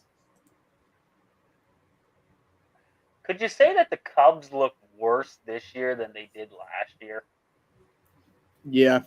Like, it wasn't really like this season. Honestly, I thought the Brewers basically clinched up the division in like September, like early September. I was like, this thing is over. Like, there's no chance any one of these teams is catching them. It almost feels like, the Cubs would be a team that you could call as having a fall. Their records are eerily similar. I mean, they're 83 and 79. This was back in 2023. And then in 2024, now they are 81 and 78. So, like, eerily similar in the record department, but they were right there. It seemed like last season, and now this season, it's like I never felt the Cubs were there. I never felt like they were breathing down our necks. I mean, the Marlins at 58 and 100 after them being a wild. I mean, the Phillies, annihilated them in the wild card last year, but they were a wild card playoff team, and then like they are god awful. They are. About them. Yeah. You would say that's kind of their history, though. They have one good year and managed to be like so much worse the following year. That's kind of expected. I don't get why Miami is like that, but yeah, that's not a bad answer, Miami. Yeah, Yeah, the Braves. That's not the Blue Jays, but every year we say the Blue Jays pitching stinks, and They still. the pitching still stinks. That's Basically, if you want to look at teams that got better year to year, you're looking at the AL Central. Like that is. Yeah. AL Central, you got 4 teams in there where you could. Because look at last season. There, every team, nobody but. Well, who was it? Who made it last year? Was it the Twins or the Guardians? Twins made it in last. The Twins, season. yeah. Twins are Guardians usually would be always another there. team that improved from last season to this season. The Guardians were 76 and 86 last year. Now they're one of the best teams in the AL. But all teams in the AL Central outside of the Twins were eliminated last year, and the Twins were 87 and 75, and they won the division. So the AL Central as a whole got better outside of the White Sox, who actually got worse. Yep. If you would have told me the Mets would be 17 games over 500 right now, like they started out, I think it was like 6-20 or something. They were like 6-18 to start the season. Yeah, and Frank was in Milwaukee throwing out the first pitch. That's how bad it was. He gave up. Right. I wrote them off completely. I was like, tank. I thought they'd finish last in the division. Like they lost, they lost Diaz the last couple of years. He comes back. He hasn't really been the Diaz that we thought. Like I give them credit. Like I'm not by no means, banging the drum for the Mets, but like I got to tip my cap. They've done a lot with a little. And like Lindor, yeah, he's a good player, but he's still not that guy that they thought they were getting. Alonso has had a down year, comparably to other seasons. Like I don't know how they've done it, but they've been very competitive. Like 17 games over 500 is like shocking. You know what I mean? Mm-hmm. Yeah. I did not know that Jose Iglesias is on the Mets. I did not know that. And he is batting a whopping .336 in 250 at bats. That's impressive. He just had a very good year. Yeah. So there's your answer to why they are figuring it out. Yep. I'm also hoping that Monday doubleheader is needed.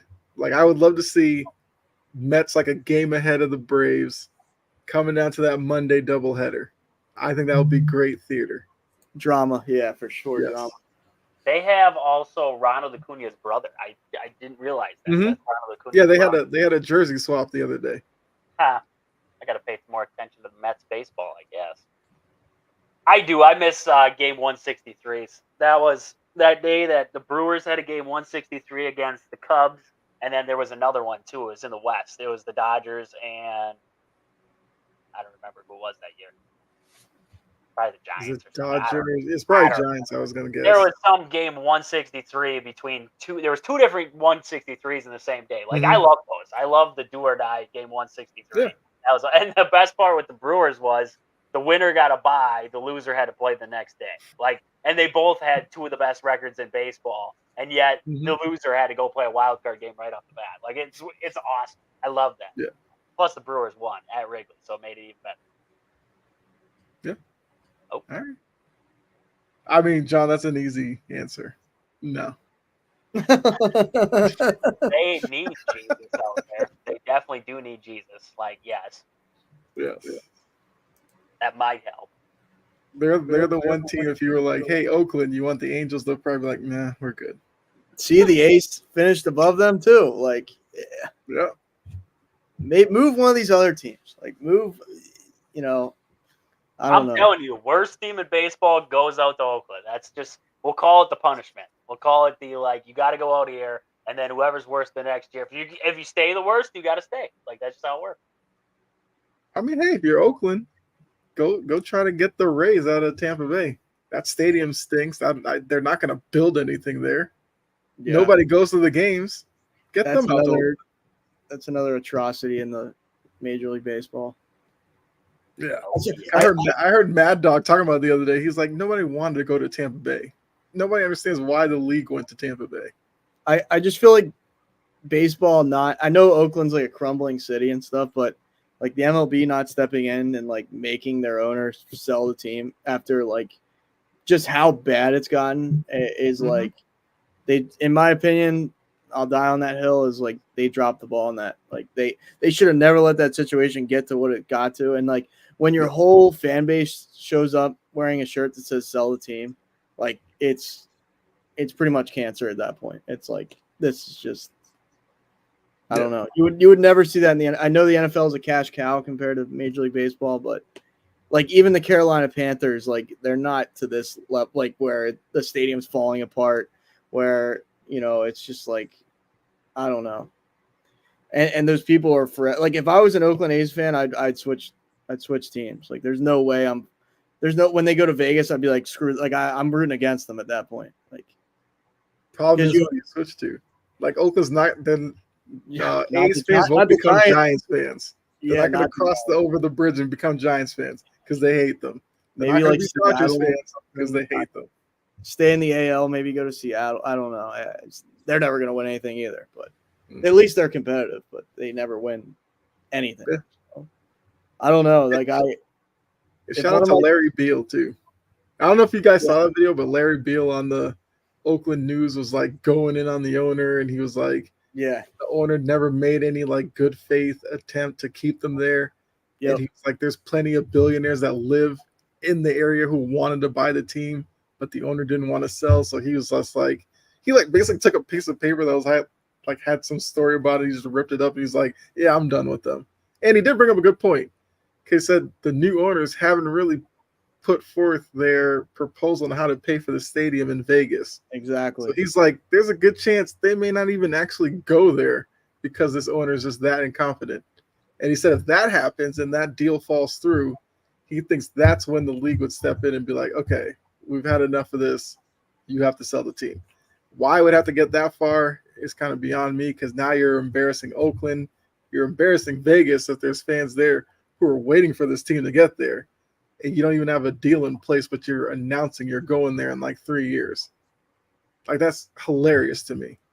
And the whole Sacramento part of it is just still embarrassing for the league. That's so embarrassing. That's such a black cloud on the league. And like you said, Kyle, they don't have an actual they have proposals, but nothing's been approved as far as getting the team to like. There's no contract. There's no, no signed piece of paper that says they will be in Vegas by this. Like, there's none of that. It could easily fall completely out. And the people on the Vegas side, you know what?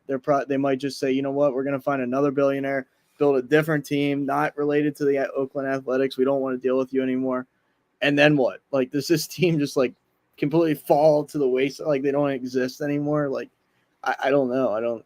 Just them to play in a AAA stadium like that is an atrocity. Like, should never happen. Yep. Also, that rumor from John, if that's true, that's interesting. About a stadium in Raleigh, North Carolina, to move the Rays there. I've been through that area. It's a nice area.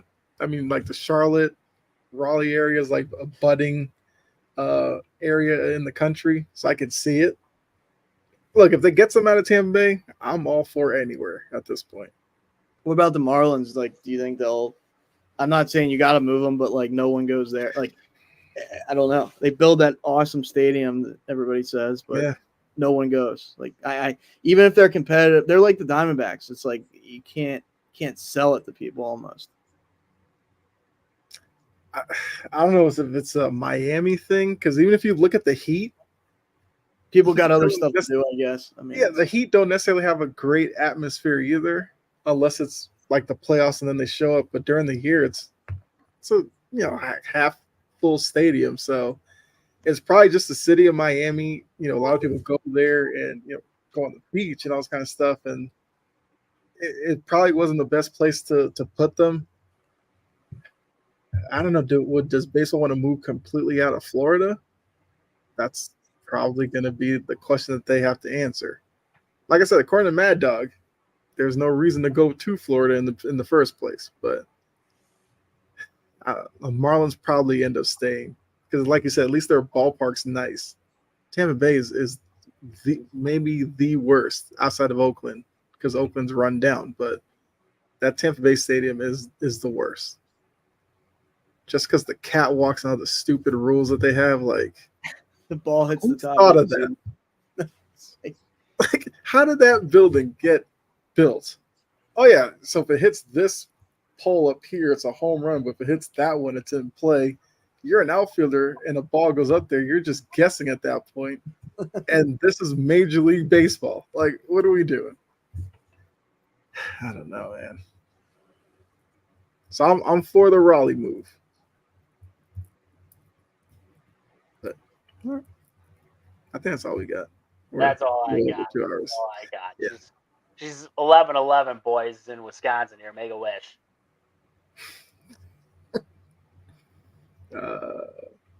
Done. Yeah, done. Cowboys win 20-15. Daniel Jones outduels Dak Prescott. Not even. He threw a pick. Sucks. Had more passing yards, though. More passing yards than Dak Prescott. Great game. I called it on Sideline to Sideline. The Giants are going to cover. Cowboys suck. That's all we got to say. They really do. They are are a not terrible Jack team. I thought they'd bounce back this week. This was it's division, but like the Giants are the Giants. I mean, come on. Yeah, but technically, the past 2 weeks, the Giants have played well. The only reason why they lost the Browns game was they didn't have a kicker. I mean, not the Browns game. The Commanders that they lost. Commanders, yeah. The Commanders game they lost because they didn't have a kicker. They scored 3 touchdowns, couldn't kick extra points. Sorry, they go all the way out. They'll go all the way out to Seattle next. So I don't know how that'll. Now that I don't like their chances against Seattle because Mike McDonald. I keep wanting to call him McDaniel McDonald. So Mike McDonald has Seattle playing really good right now. I don't think the Giants have a shot in that one. And going out there and winning is just it's just tough. Especially from an East Coast team. I don't for whatever reason it always is. It's never easy out there. The 12th man or whatever too. So it's a legit thing. John said he called the Panthers. I called the Panthers cover last week. I didn't think they're going to win. I called the cover. More power to you. I didn't know how that was going to go. But it's the Raiders. So. When it comes to picks, I go crazy with them. And John, you're right. Prayers to all the people affected by this hurricane coming in. I'm watching the news right now. She's coming in pretty gnarly into Florida. So hopefully, everybody can get to safe. They evacuated if you're supposed to evacuate, everything like that. Prayers to the linemen, too. I mean, prayers to the linemen going down there and risking lives and taking care of business down there. Those are some of the good people out there. And everybody think about Kyle, too, because he's up there in Georgia. This baby is moving in hot and heavy. He's not going to get hit by the major stuff, but it's still coming, and it can still get nasty. So everybody in the path of this thing as far as it goes. I mean, prayers to all of them. Yes, absolutely. Except for the people in Chicago. Wow. I'm just kidding. Prayers to them, too. Half prayers. No, I'm just kidding. Just not the Cubs. Any of the Cubs. Hopefully it just hits Ohio State's campus. Can it just It's swerving off to the side of Ohio State, sadly. Our only shot is Wrigley Field. I mean, that's a monument park, though. Crazy. This weekend's going to be crazy for sports. To be bashed and broken. Get rid of it! All right. Well, I guess we'll close out on that. Appreciate you guys tuning in to another edition of Sports Banter across the country. Definitely enjoyed the energy from you all in the chat. Make sure you come back next week. We do this because we love talking to you guys. We had full crew this week. Hopefully we can get that again next week. But make sure you go ahead and check out Aaron on Brutally Honest Sports. Check out his podcast. Give him a like. Show him some love. You got Trajan with Wisconsin Sports on the Go. Make sure you check him out as well. I mean, look, sometimes you see one of us on each other's podcast. So, if you enjoy us, you should enjoy their podcast as well. And for me, you can catch me on some other shows here, as well as Chomping at the Bit. I almost messed up my own show's name. That shows you how late it is here. But like I said, appreciate all of you. Make sure you check us out. Enjoy the rest of your night. As you guys said, put your head on your pillow. Think about those in the path of Helene or Helena, however they're pronouncing on the news. I don't know. Not a scary name for a hurricane that's really bad. That's all we came down to that conclusion. Yes. Yeah. But they said they wanted common names that are easy to remember, whatever. So whatever fits their criteria. All the planets on Star Wars. Kashyyyk. Hurricane Kashyyyk is coming in hot. I mean, like at some point they're gonna run out of names to use. They're gonna go somewhere for material. Why not? I Hurricane. but nobody can remember that. What I think it was a Packer. What Hurricane? Haha, Clinton Dix. There you go. That'd be wild. That'd be wild. That might happen. I mean, you can't rule out anything nowadays. You can't. Yeah, get sponsored Hurricanes. It's sponsored by Haha Clinton Dix. But yeah, so General Booty. That was that one guy's name, General Booty. I remember that. That was hilarious. I want to change my name. Kool-Aid McKinstry has got to be. Great name. Some people need to lay off of the alcohol or everything like that when they're naming their kids. Like you're just looking, like you're just sitting there, like with the paper in your hand. You're like, "This is some good Kool-Aid. You're a good kid." Kool-Aid. First name is Cherry. We just haven't got his full name yet. It's Cherry Kool-Aid McKinstry. Middle name Kool-Aid. Hey, Oh man, we got people like being unique. We're gonna get to that point. But yes, it's late. You guys enjoy the rest of your night. Enjoy the weekend of sports, and we will see you all next week. Make sure you come back here Thursday night, 9:15ish, and we'll be back with another edition of Sports Banter across the country. So until then, see you all. Good night. We are out of here.